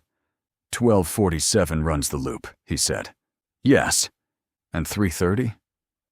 I didn't answer. Cindy did. Secondary sync, she said. Correction window. Ajax nodded once. Fallback layer, he said. The system sat there. Not hidden. Not exposed. Just holding. Ajax stepped away from the screens and looked at the room instead. That means we're not tracking shipments, he said. No. We're tracking a system that moves without being seen. Yes. And scrubs itself while it does it. Yes. He gave a slight nod. That's not logistics. No. That's control. Artemis crossed his arms, thinking through it. You realize what this does, he said. I didn't answer. He continued anyway. Mackland isn't a case anymore, he said. He's proof. Yes.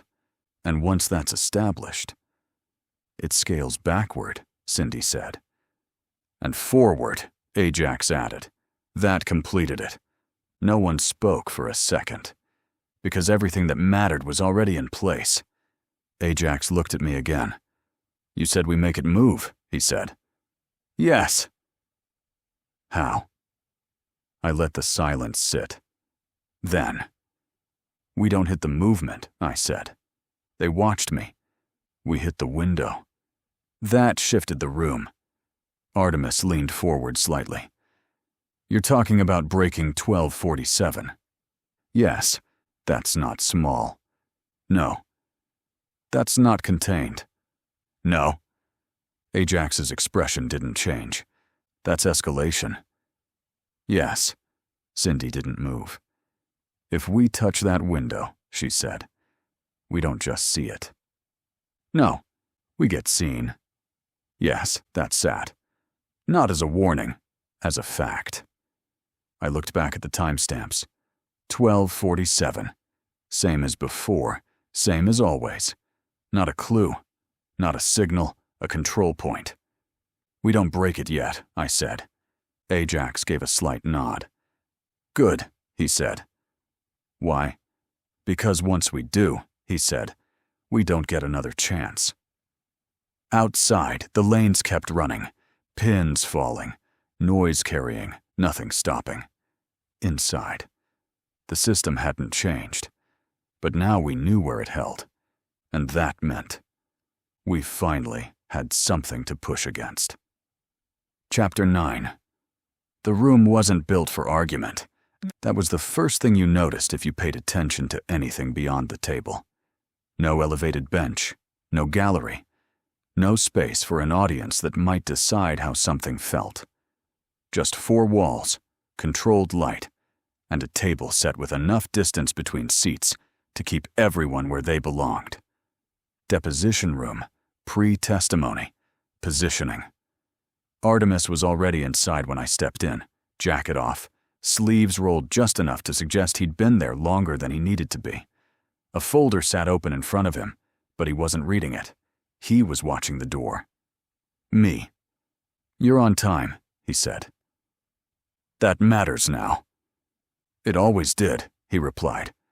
You just didn't have to respect it before. I took the seat across from him, not touching the folder yet.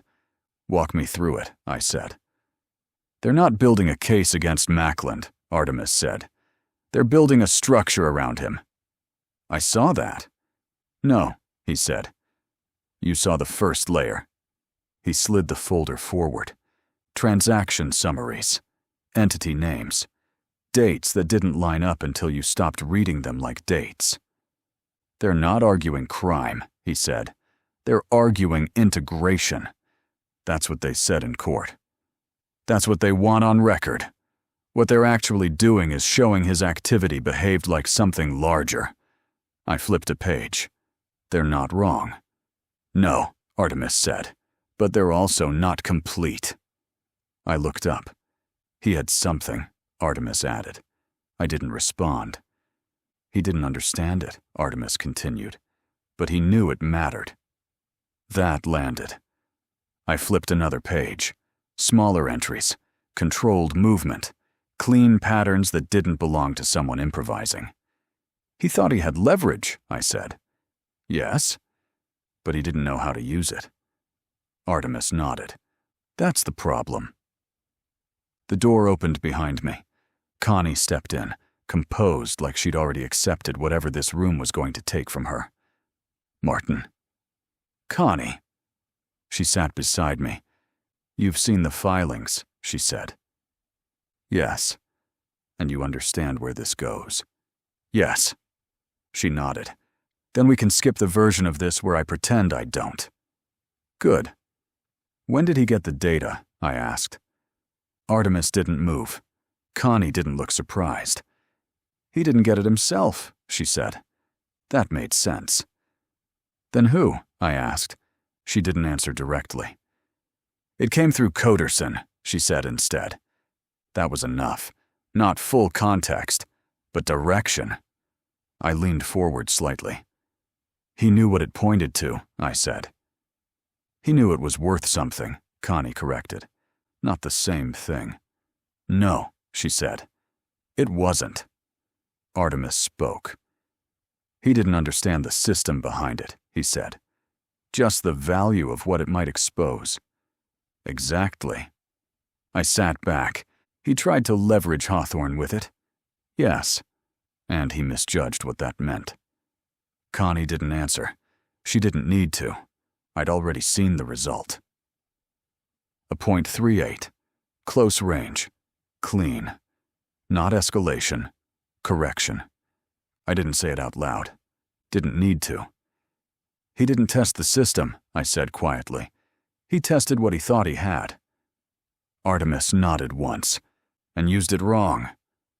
That was the line. Connie folded her hands. He thought it made him protected, she said. It made him visible, I replied. That held. They're going to ask you if he acted independently, Artemis said. He did, I answered, and if he understood what he was doing. I paused. Not fully. But not blindly, Artemis added. No. That was as clean as it was going to get. They don't need more than that, Artemis said. No, Connie agreed. They don't. Because once that was on record, the estate collapsed, and everything tied to it went with it. I stood. He wasn't the first to touch it, I said. No. Just the first to try and use it without knowing how. Connie looked at me. Yes. I moved toward the door. Behind me, Artemis closed the folder. Not finished, just contained. Macklin didn't understand what he had, but someone did. That part hadn't surfaced yet. Not clean, not in a way that held. It just kept showing up around the edges, in the people who got close to it, and the ones who didn't walk away. Chapter 10. Case file. Meridian 0620 2600 to 03. The lanes were closed. Strike King sat quiet. Systems humming just enough to remind you something was still running underneath it. Artemis was already in position. You're late, he said. I was where I needed to be. That's not here. It is now. I stepped in beside him. Screens lit, logs moving, nothing changing. What did I miss? Nothing, he said. That's the problem. Same pattern. Same gap. 1247. They didn't react, I said. No. Ports? Clean. I watched the data. It looked right. That was the issue. And the gap? Still there. I exhaled once. They didn't adjust. No. That means they didn't need to. Artemis didn't answer, because we both knew. They already accounted for it. Yes. I leaned back. They don't respond to observation. No. They respond to leverage. Artemis turned slightly. What kind? I didn't answer right away, because we'd already seen it. He had data, I said. Macklin. Yes. But he didn't understand it. No. He thought it was leverage. It was, Artemis said, just not in the way he used it. That was the difference. I looked back at the logs. They didn't react to him seeing it. No. They reacted when he tried to prove it. Artemis held that. That aligns with the behavior we're seeing. It did more than that. It explained it. You can look at it all day, I said. It doesn't move. No. But the second you make it visible in a way that matters, it corrects. I nodded. Yeah. Cindy stepped in behind us. You two done solving nothing? She said. Working on it, Artemis replied. She scanned the screens. They didn't move anything. No. They didn't change routes. No. They didn't react. No. She looked up. Then they're ahead. Yeah. She folded her arms. So what changes that? I looked at the board, then the logs, then the gap. The right kind of leverage, I said. What does that mean? She asked. I didn't answer immediately, because the answer wasn't theoretical anymore. It has to be something they can't ignore, I said. Like what? I thought about the USB, the data, what it pointed to. what Mackland didn't understand, and what someone else did. "Something that proves it," I said. Cindy watched me. "That's not what he did." "No," I said. "It's not." Artemis stepped in, and we're not doing it yet. Cindy looked between us. That didn't sound like a no. "It wasn't," he said. I stepped away from the table toward the lanes. Empty. Measured. Waiting. "They don't stop you from seeing it," I said. Artemis didn't respond. "They stop you from using it wrong." That landed, because we'd already seen what wrong looked like. I turned back. "We don't push yet." Artemis nodded. "Agreed." Cindy didn't. "Then what are we doing?" I looked at the clock. Didn't need the exact time, just needed to know it was moving. "We make sure when we do," I said. "It lands clean." "How?" I didn't answer. "Not yet." Because this time, we weren't guessing. We weren't testing. We were waiting for the moment it couldn't correct first. And when that happened, we wouldn't be using it wrong. The courthouse didn't change. But the way it held people did. I stayed in the back row longer than I needed to. Not hiding. Not waiting. Just letting the room settle into something honest. Courts have a rhythm. Voices rise where they're supposed to, fall where they're told, and somewhere in between, truth either slips through or gets buried clean. Today didn't feel like either. It felt arranged. Cindy stood off to the side, badge visible but neutral. She wasn't here to act. She was here to observe.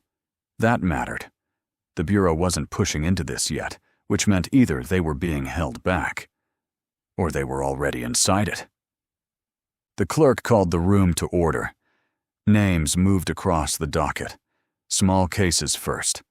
Quick motions. Routine dismissals. The kind of noise that fills space so the real thing doesn't have to announce itself. Then, McLand Estate Review. That shifted the room. Not visibly, but enough. I felt it in the way conversations stopped half a second earlier than they should have. In the way the attorney at the front adjusted his stance before stepping forward. In the way the judge didn't look surprised when the file hit the bench. This wasn't a reopening, it was a continuation. "Counsel," the judge said, voice flat, controlled. "You're requesting reclassification under criminal asset forfeiture statutes." "Yes, Your Honor." Clean. Confident. Already decided. On what basis? The attorney didn't hesitate. Newly aligned financial structures tied to the Mackland estate indicate participation in a broader logistical network operating outside of declared channels. There it was. Not accusation. Placement. I didn't move, didn't react, but I felt Cindy shift behind me. "Define broader network," the judge said. The attorney paused just long enough to make it look procedural. "An international logistics structure utilizing shell entities, private corridors, and selective reporting systems to move undeclared assets across jurisdictional boundaries." No names. No flags. But it was there. Meridian. Not spoken. Not needed. The judge leaned back slightly, eyes moving across the file. "And your evidence?" The attorney reached down and produced a thin stack. Not thick, not heavy. Enough. "Cross-referenced transaction chains," he said. "Container routing discrepancies. Financial pathways that do not reconcile with declared shipping logs." Cindy's voice came low, just behind me. "They're using our work." I didn't turn. "Not ours," I said quietly. "Aligned." She didn't like that. Didn't argue it. At the front, the judge flipped a page, stopped, then looked up. "You're tying this to prior investigative involvement," he said. The attorney nodded once. "Yes, Your Honor." That was the turn. My name wasn't called. It didn't have to be. The judge looked down again. Then, "Mr. Keller is present." Not a question, a statement. The room didn't turn. That would have been obvious, but attention shifted, controlled, measured exactly the way Meridian operated. I stood, no hesitation, no delay. "Present." The word landed clean. The judge studied me for a second longer than necessary. "You were involved in the initial Mackland investigation." "Yes. Your findings contributed to closure of that case." "They did. And now," he said, tapping the file once, "those same findings are being used to suggest the opposite." I held his gaze. "They're being used to show structure." That landed, different than what he expected, different than what the room expected. The attorney adjusted slightly. Didn't like that. "Mr. Keller," the judge said, "are you disputing the reclassification?" "No." That shifted it again. Subtle, but real. Cindy moved half a step closer. "What are you doing?" she said under her breath. "Letting it move," I replied. At the bench, the judge narrowed his eyes slightly. "Then clarify your position." I didn't step forward, didn't approach, kept distance. Control. "My position," I said, "is that what you're looking at isn't a reversal." A pause. "It's alignment." The word hung in the room. Same word, different place. The attorney's expression tightened. The judge didn't react immediately. That told me he was listening. "Explain," he said. I didn't rush it. Didn't fill the space. "You're not uncovering new activity," I said. "You're placing existing activity into a structure that wasn't visible before." "That's called evidence," the attorney cut in. "No," I said. "That's called timing." Silence. Controlled. The judge leaned forward slightly. "Mr. Keller, are you suggesting this court is being manipulated?" "No." Another shift. "I'm suggesting," I said, "that what you're seeing was always there." I let that settle. Then, "You're just now being allowed to see it." That was the line. The one that mattered. The room didn't move. Didn't react. But pressure changed. You could feel it. Like something adjusted just outside of reach. Cindy didn't speak. Didn't need to. At the front, the attorney stepped in again. "This is speculation." "No," I said. Didn't raise my voice. Didn't need to. "It's pattern." The judge held me there. Longer this time. Then looked back down at the file. "You're telling me," he said slowly, "that this reclassification is not the result of new findings." He tapped the paper once, "but the result of changed visibility." Yes. The word landed clean. No hesitation. No explanation. Just confirmation. Another pause. Longer. He looked at the attorney, then back at me, then, "Proceed." Not approval, not denial, continuation. That was all Meridian ever needed. Movement, controlled, predictable, holding. Cindy stepped in closer as I sat back down. "That wasn't neutral," she said. "No," I replied. "That was engagement." I didn't look at her. "I know." At the front, the attorney continued. More documents, more structure, more placement. But the room had already shifted, because now. It wasn't just a case, it was a system being acknowledged. Not exposed, not dismantled, acknowledged. And somewhere inside that, Meridian adjusted, not loudly, not visibly, but enough. Because this wasn't about Mackland anymore. It never was. This was about how it held. And now, we were starting to see it. Chapter 11. The ruling didn't take long. It never does when the decision's already been made somewhere else. The courtroom held still while the judge read it out. Voice even. Measured. Like the weight of it didn't belong to him. Based on the submitted evidence and supporting financial analysis, the court finds sufficient cause to reclassify the Mackland estate under criminal asset forfeiture statutes. Paper shifted. Pens moved. No one spoke. The estate holdings, totaling approximately $6.3 million, are hereby subject to dissolution and seizure pending final distribution under state authority. There it was. Clean. Final. Not argued. Not debated. Placed. I didn't look at Connie right away. Didn't need to.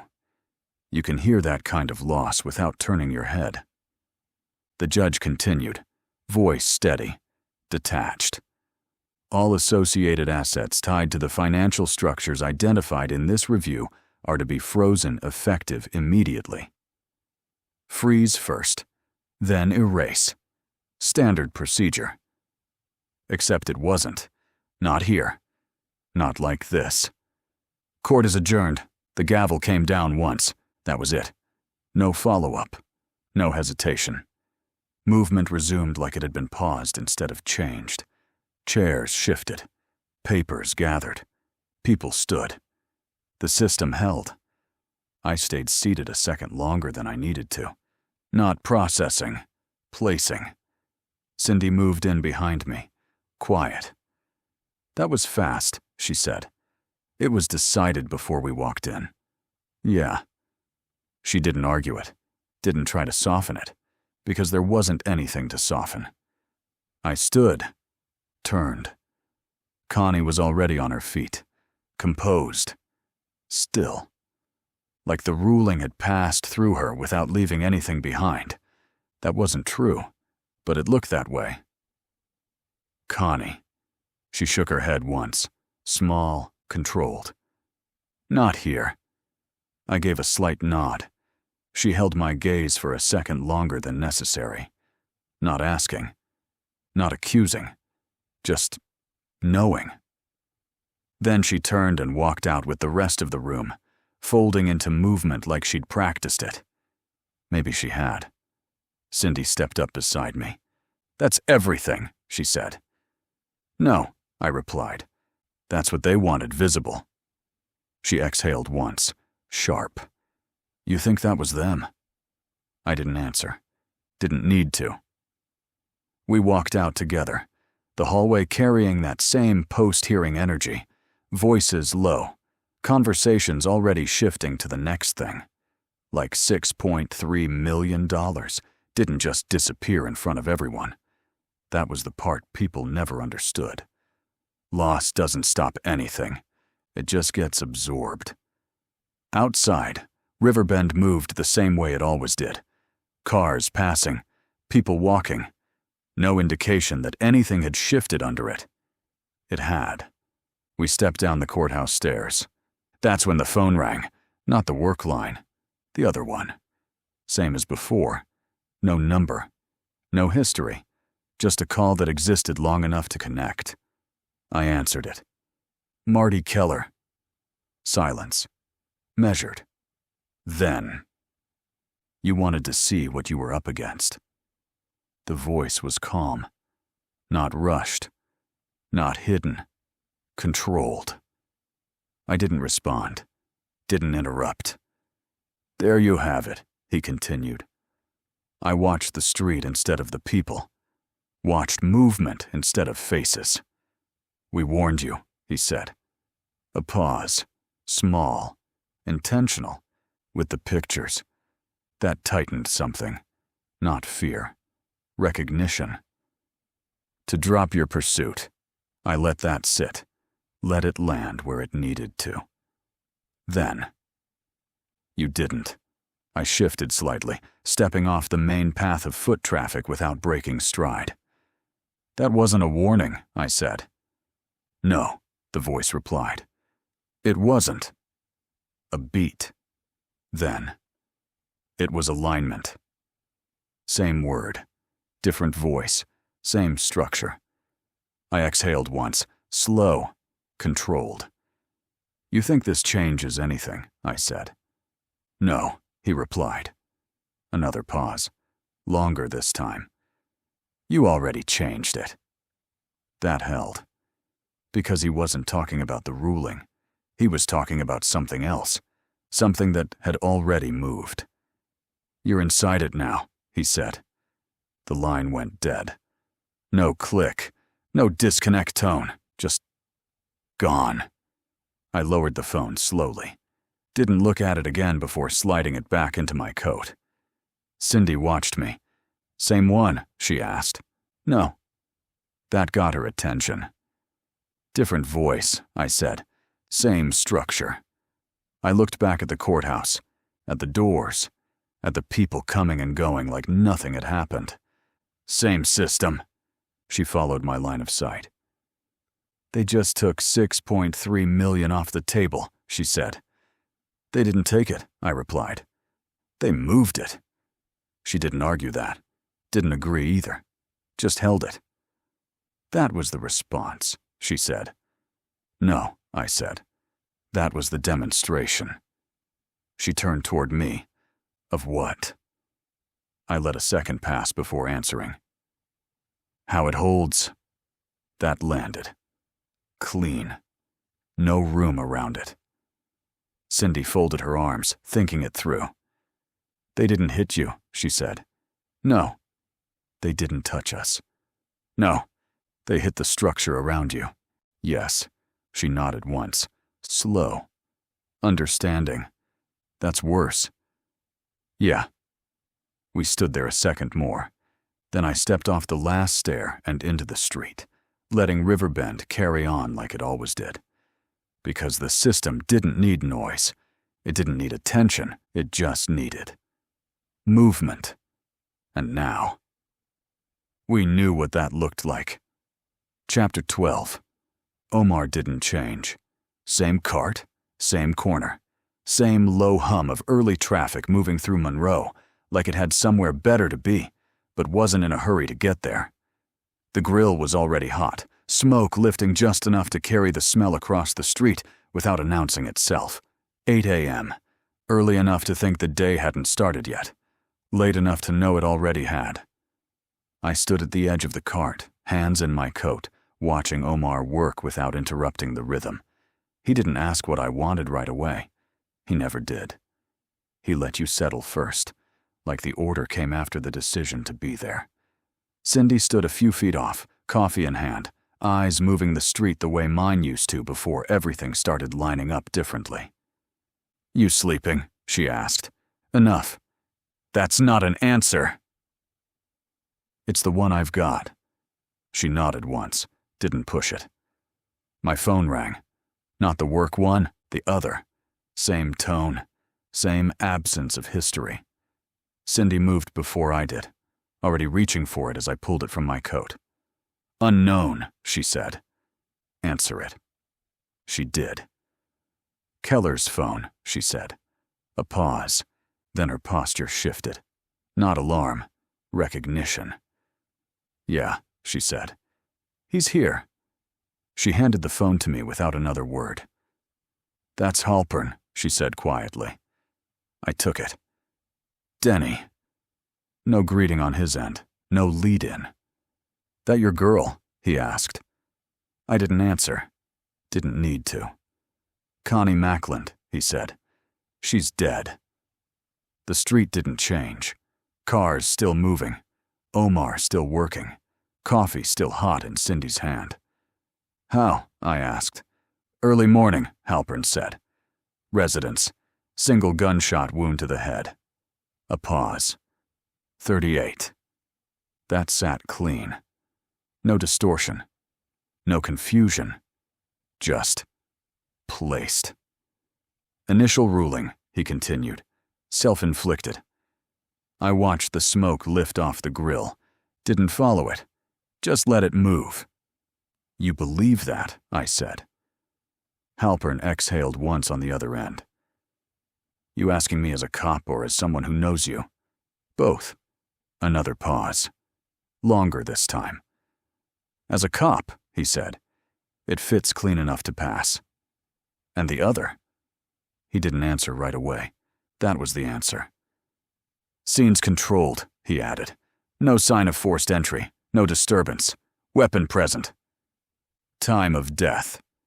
Between 0530 and 06. I glanced at the phone for half a second. 6 a.m., right on it. You're already on it, I said. Had to be, Halpern replied, given the timing. The hearing. Yeah, that fit. Everything did. You coming down? He asked. I didn't answer right away, because the answer mattered now in a way it hadn't before. Yeah, I said. I'm coming. Keep it clean, he said. I always do. That's not what I meant. The line went quiet, then dead. No goodbye. Didn't need one. I lowered the phone slowly, sliding it back into my coat without looking at it again. Cindy was already watching me. Say it, she said. Connie's dead. Her expression didn't break, didn't shift into shock or denial. It tightened, controlled. How? 38, I said. That landed. Different than the rest. Self-inflicted, I added. She didn't respond. Didn't need to. We both knew what that sounded like, and what it didn't. I stepped forward, handing Omar a bill without ordering. He took it, nodded once, and handed me something wrapped without asking what I wanted. That was how long I'd been coming here. That's not timing, Cindy said behind me. I turned. No, that's response. I shook my head once. Not response. She held me there. Then what? I let a second pass before answering. Completion. That landed harder than anything else, because it wasn't about the death. It was about what it closed. Mackland, the estate, the hearing, everything tied to it. Sealed, clean, contained. Cindy stepped closer. They took the structure, she said, then removed the last piece tied to it. Yes, that's not a message. No, that's a process. I nodded once. That's how it holds. The words sat between us, not theory anymore, not observation. Proof. She glanced at the street, then back at me. You think she did it? I didn't answer, because the question didn't matter. She didn't have to, I said. That was the truth. However it happened, the result was the same. Cindy exhaled once, sharp. Jesus. I didn't react to that. Didn't look at her, because something else had already settled into place. She knew, I said. Cindy looked at me. About what? What it was doing, I said. What it meant. And that's why. No, I cut in. That's why it ended. Silence. Cars passed. Footsteps moved. Omar kept working. Nothing stopped. Nothing ever did. I stepped off the curb and into the street. Cindy followed without asking where we were going. She already knew. You still going to the house, she said. Yes. Why? I didn't look back. Because I want to see what they left. That was the difference now, not what happened. What remained. Behind us, Omar called out something I didn't catch. Didn't need to. Ahead, River Bend opened up the same way it always did. Nothing marked, nothing flagged, just movement. And somewhere inside that, the system had just shown us something new. Not how it reacts, not how it warns, how it finishes. Chapter 13, Connie's house didn't look different. That was the first thing. No tape, no crowd, no noise leaking out into the street. Just a patrol car sitting off to the side like it had been told to stay out of the way. Clean. Too clean. Halpern met us at the door. Jacket off. Shirt sleeves rolled. Coffee in hand that hadn't been touched. You're late, he said. I said I was coming, I replied. He stepped aside without another word. Inside, nothing had moved. Same furniture, same layout, Same quiet that had been there the night I stayed. But it wasn't the same quiet. This one had already been processed. I walked past the entry without stopping. Didn't look at the living room, didn't look at the couch, didn't need to. Cindy stayed behind me, not speaking, just tracking. Halpern followed. "Upstairs," he said. I nodded once. The stairs creaked the same way they always did. Second step heavier than the rest. Memory doesn't change structure. At the top, the hallway sat open.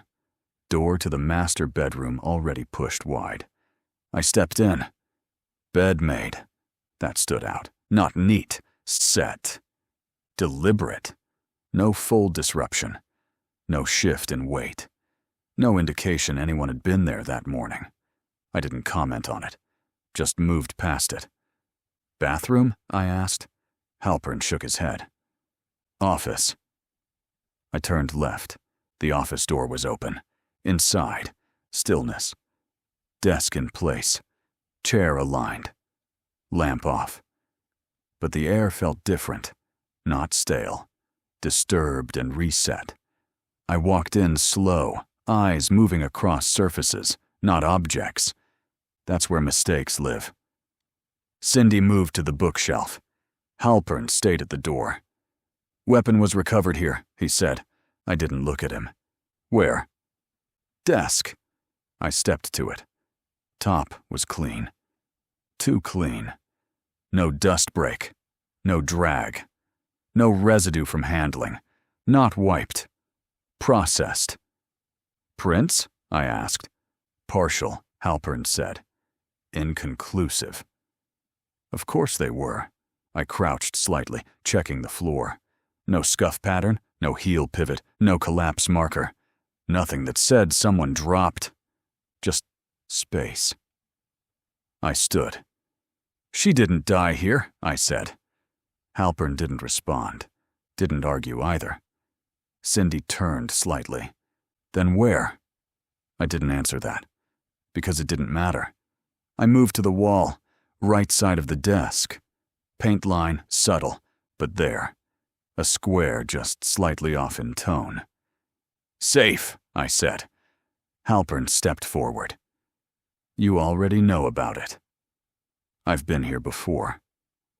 That was enough. I reached out, pressing the panel lightly. Click. It gave. Small, recessed wall safe. Digital. Nothing fancy. Functional. I looked at it for a second. Then entered the code. 1, 2, 4, 7. The lock turned. Soft. No resistance. I opened it. Empty. No hesitation. No partial contents. No overlooked document. Nothing. Just clean removal. Cindy stepped closer. What was in there? I didn't look at her. Everything. Halpern shifted slightly. "We didn't find any paperwork tied to Hawthorne," he said. "You wouldn't," I replied. I closed the safe, left it open just enough to show it had been accessed. "Connie kept records," I said. "Not digital. Paper." "Why paper?" Cindy asked. "Because paper doesn't get scrubbed at 12:47. That landed. Halpern caught it. "Servers go blind," he said quietly. "For 1 minute." Yes. And she knew that. Yes. Cindy looked between us. "So, she built around it." I nodded once. She kept what the system couldn't touch. "And now it's gone," Halpern said. "No," I replied. "It was taken." That distinction mattered.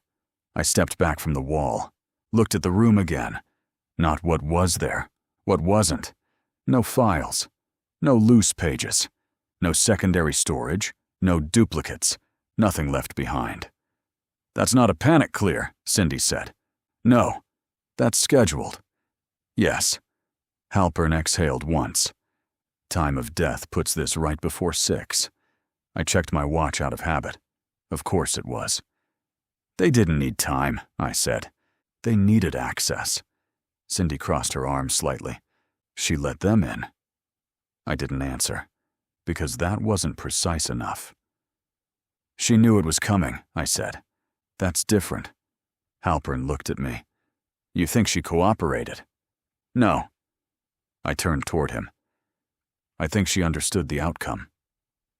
Silence, that kind that doesn't argue, because it fits too well. I walked back toward the desk, ran a finger along the edge, stopped. There. A break. Not visible unless you were looking for it. Slight indentation. Pressure mark. Recent. I leaned closer. Something sat here, I said. Halpern stepped in. What? Stack, I replied. How big? I measured it with my hand.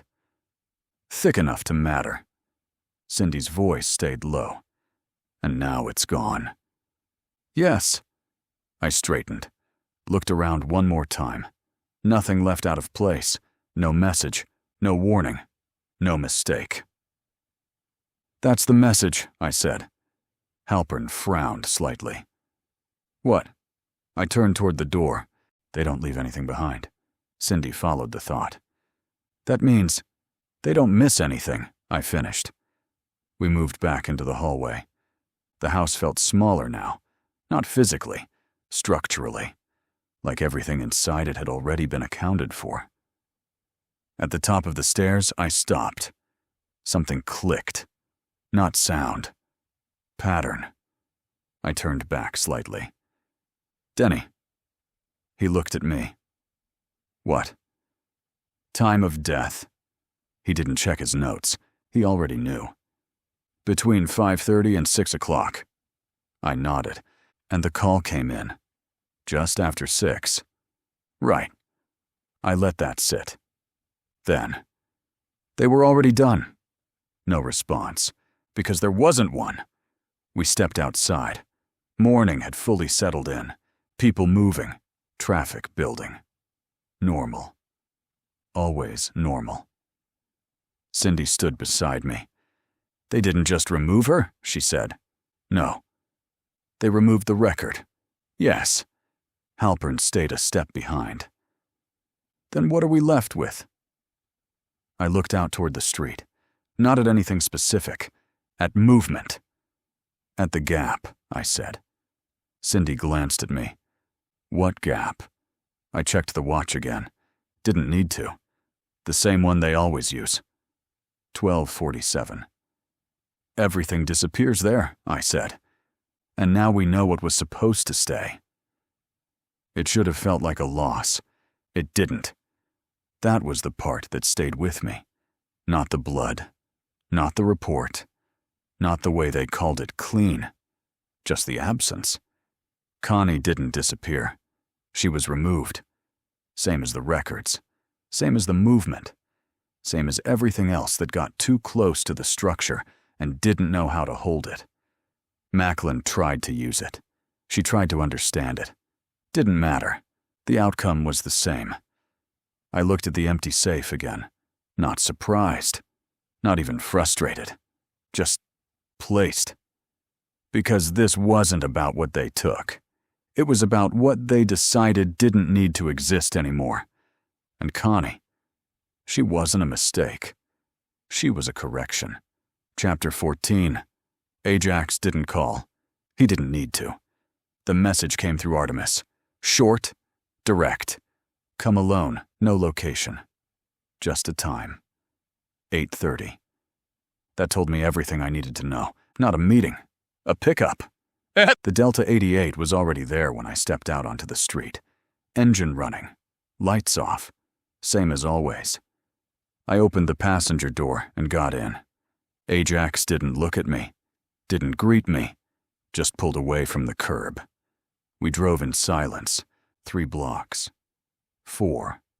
5. City noise thinned out behind us until all that was left was the engine and the road. You went back to the house, he said. Not a question. No reason not to. You opened the safe. Yes. A pause. You used the code. Yes. Another pause. You weren't supposed to have that. I turned slightly. Mackland gave it to her. Ajax nodded once. I know. That was the first shift, not discovery. Confirmation. She kept paper, I said. I know. They took everything. I know. I watched him for a second. You want to tell me how you know? Ajax kept his eyes on the road. Because it was already flagged. That changed the frame. Flagged by who? Not your concern. It became my concern when she ended up dead. That wasn't your variable. The words landed wrong. You're telling me that wasn't preventable. I'm telling you, he said, calm and even. It wasn't interruptible. Different word. Important word. I leaned back in the seat. Try that again. Ajax exhaled once. You're treating this like a crime. It is a crime. No, he said. It's a system. Silence settled between us, not confusion. Recognition. She knew, I said. Yes. She still kept the records. Yes. She still died. Yes. I let that sit. And you watched it happen. Ajax didn't react. I monitored it, he said. That was worse. Why? Because intervention collapses visibility. That's not an answer.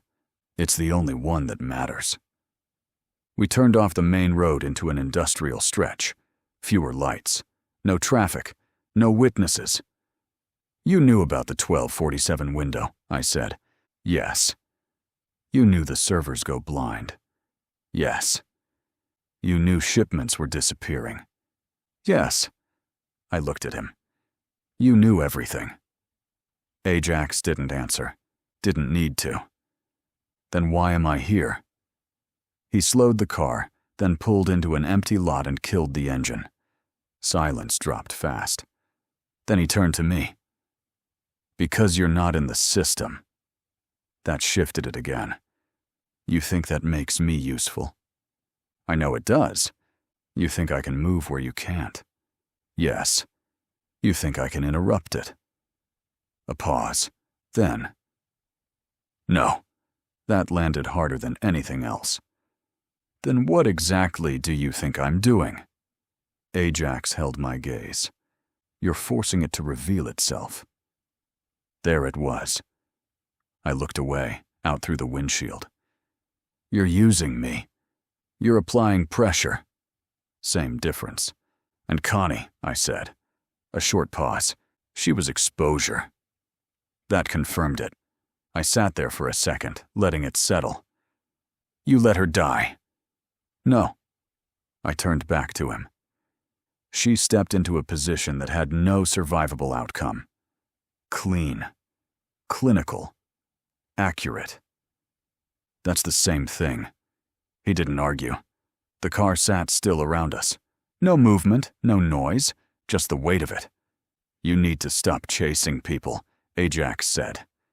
I exhaled slowly. Then what do I chase? He didn't hesitate. The brake. I didn't need him to say it. 1247. Riverbend, I said. Ajax nodded. Pier 14. That was confirmation. No more guessing. I reached for the door, then paused. You're not on my side. Ajax met my eyes. I'm not against you. Not the same thing. I stepped out and closed the door. The Delta didn't move right away. Then the engine turned over, and Ajax was gone. I stood there for a second, letting the quiet settle back in. Traffic moved somewhere beyond the lot, distant, uninvolved. I didn't check the time. I already knew where it would land. 1247 wasn't a moment. It was a window. And now, I knew where to find it. Chapter 16. Artemis didn't ask me to come in. He told me. That was the first change. Strike King was dark when I walked in. Not closed, just stripped down to what it needed to be. No front lights, no music, no lanes active. just the hum of systems running behind the walls. He was already set up in the back, screens on, 3 layers deep, data moving. Not fast, not slow, controlled. Cindy was there, leaning against the edge of the counter, arms folded, watching the screens without pretending to understand all of it. She looked at me once. "You're going to want to see this." That was the second change. Artemis didn't turn when I stepped in. "Door," he said. I shut it behind me. Locks clicked. Manual, not electronic. That mattered. I stepped closer. "What am I looking at?" "Not what," Artemis said. "When?" I didn't respond. Didn't need to. He shifted one of the windows forward. Time index, 12:46:58. 12:46:59. 12:47. Everything looked normal. "Baseline," he said. Another shift. The data didn't spike, didn't break. It split. Not visually, structurally. "Hold here," he said. The timestamp froze. 12:47:03. Watch the record. He isolated a single entry. Container ID, 7C-114, same one from the pier. Entry log, Artemis said. Timestamp, 12:47:03. Now this, he brought up a second layer. Same container, same timestamp, same position. Duplicate. Perfect. Not flagged, not errored. Just existing twice. Cindy leaned in slightly. "That shouldn't." "No," Artemis said. "It shouldn't." I didn't move, didn't react, just watched. "System view," he said. He toggled the layer. The duplicate vanished. Single record. Clean. Reconciled. "Now it's gone," Cindy said. "No," Artemis replied. "It never existed." I looked at him. "That's not what you're showing me." "No," he said. "It's not." He tapped another key. A third window opened. Different format. Raw capture. Unfiltered. Ugly. The duplicate was still there. Corrupted edges, partial packet loss, out-of-order timestamping. But real. "That's not from the system," I said. "No." "Then what is it?" Artemis leaned back slightly. "That's from the layer the system doesn't control." Silence. That sat differently. Cindy looked between us. "You're telling me you caught it?" "No," Artemis said. "I'm telling you I held on to it." That was the distinction. I stepped closer. "Walk me through it." He didn't hesitate. "It's not a hack," he said. "It's not an intrusion. It's not even interference." "Then what?" "Observation," he said. "Persistent?" He brought up another sequence. "Everything we saw at the pier," he said. "It happens here first." "Logs," I said. "Yes." "Routing." "Yes." "Tracking." "Yes." I nodded once. "And at 12:47. "It doesn't disappear," he said. "It gets corrected." Cindy crossed her arms tighter. "Then how are you seeing it before the correction?" "I'm not," Artemis said. "I'm seeing it during." That was the third change. I watched the raw layer again. The duplicate record flickered slightly. Not visually, structurally unstable, like it wasn't meant to exist for long. "How long does that hold?" I asked.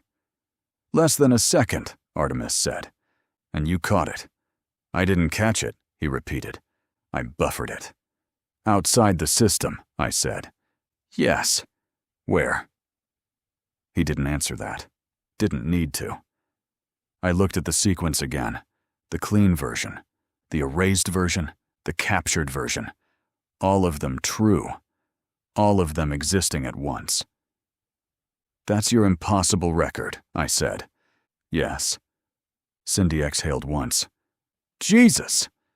I didn't react to that, because it wasn't surprising. It was confirmation. They're not removing containers, I said. No. They're removing the record of movement. Yes. And replacing it with something that matches. Yes. I nodded slowly. That's how it holds. Artemis didn't respond, because we were already there. I looked back at the raw layer.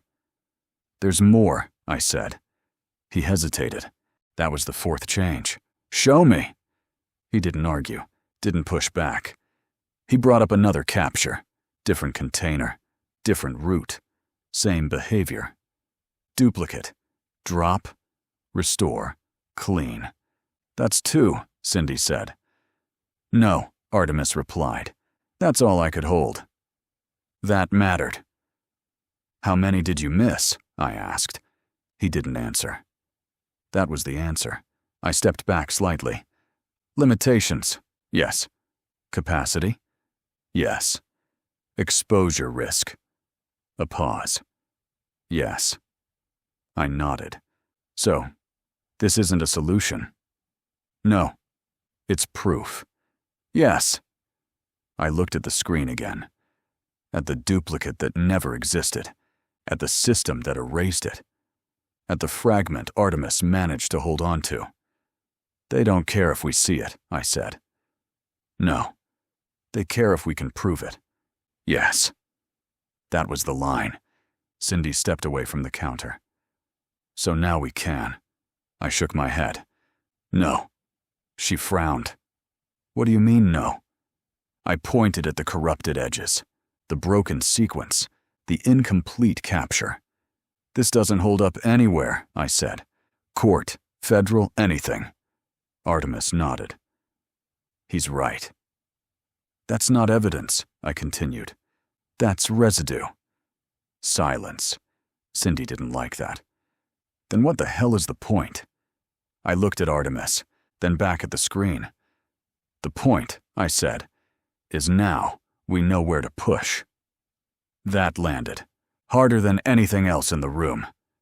Artemis leaned forward slightly. You're thinking pressure. Yes? That's when it reacts. Yes. That's when we lose visibility. Yes. I nodded once. That's when we see more. He didn't respond. Didn't agree either. Because he understood the risk. Cindy looked between us. You're talking about forcing it. Yes. She shook her head. That's what got Mackland killed. I held her there. No, I said. That's what got him removed. Different word. Same weight. Artemis cut in. You don't control what happens next. No. You don't control how it responds? No. I nodded once, but now we know it does. Silence settled in. Heavy, not uncertain. Just inevitable. I looked back at the timestamp. 12:47:03. The moment everything broke. The moment everything held. We missed it before, I said. No, Artemis replied. We just didn't keep it. That was the difference. Now we could. Not enough. Not clean. But enough to matter. I stepped back from the screens. That's your edge, I said. Artemis didn't respond. Didn't need to. He already knew. Cindy exhaled slowly. So what now? I looked at both of them, then back at the data, then at the space between it. Now, I said, we make it break on purpose. Chapter 17. We didn't wait long. Waiting had stopped working. Pier 14 came back into view just after midnight. Different shift, different crew, same rhythm. Nothing changed. That was the problem.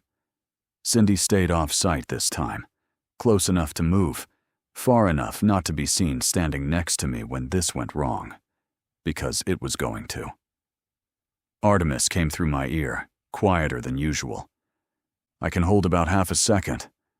The signal cracked once, not failure, interference. That's all we need, I said. That's all we get. That mattered more. The yard was louder tonight, not in volume, in density. Engines idling too long. Forklifts moving without urgency. Radios chirping just a fraction too often. Movement without purpose. Like everything was running, but nothing was deciding. I stepped into the light this time. Not the edge, not the shadow. Direct line. Visible. A floodlight caught the side of my face and held it there longer than it should have. "You're on grid," Artemis said. "I know." A beat. "You're already flagged." That was new. I didn't slow. A clerk looked up as I crossed the marked line near the inbound lane. He saw me, processed it, then did nothing. Just a delay long enough to matter. I stopped near a container stack mid-yard, 7C-114. Same position, same angle, same lie. 12:46:30, Artemis said. "Copy." "You're sure about this?" "No." "Good." A supervisor started walking toward me. Not fast, not aggressive, measured. Like he'd been told to approach, but not how to act when he got there. 12:46:50, Artemis said. "Stand by." The supervisor stopped 10 feet out, too far to intervene, too close to ignore. He opened his mouth, then closed it again, adjusted, waited. That's when it hit. Not sound, not movement. Structure. The same pressure as the courtroom, the same silence as Connie's house after it had already been cleared. Something wasn't reacting. It was aligning. 12:47, Artemis said. Nothing changed. That's what made it wrong. I stepped forward and crossed into the active lane. Forklift path. Live movement. "That's interference," Artemis said, sharper now. "I know." "Keller, hold the capture." The forklift in front of me stopped. Not abrupt. Not mechanical failure. It reached a point and held. The operator didn't look at me. Didn't acknowledge anything. Just sat there, hands on the controls, waiting. "Something's happening," Artemis said. "I've got split. Hold it. I'm losing sequence." "Hold it." The air tightened. Not colder. Not heavier. Wrong. Like the space between movement had been compressed. The supervisor took one step forward, then stopped again, like he'd hit something he couldn't see. "That's not normal," Cindy's voice cut in. "Get out of there." "Not yet, Martin. Not yet." The container in front of me, 7C-114, shifted. Not physically, not visibly, but it doubled. "Duplicate forming," Artemis said fast now. "Same container, 2 entries. Keep it. It's not stabilizing. Keep it." For half a second, the yard didn't line up. Edges didn't match. Movement lagged behind itself. A shadow where there shouldn't be one.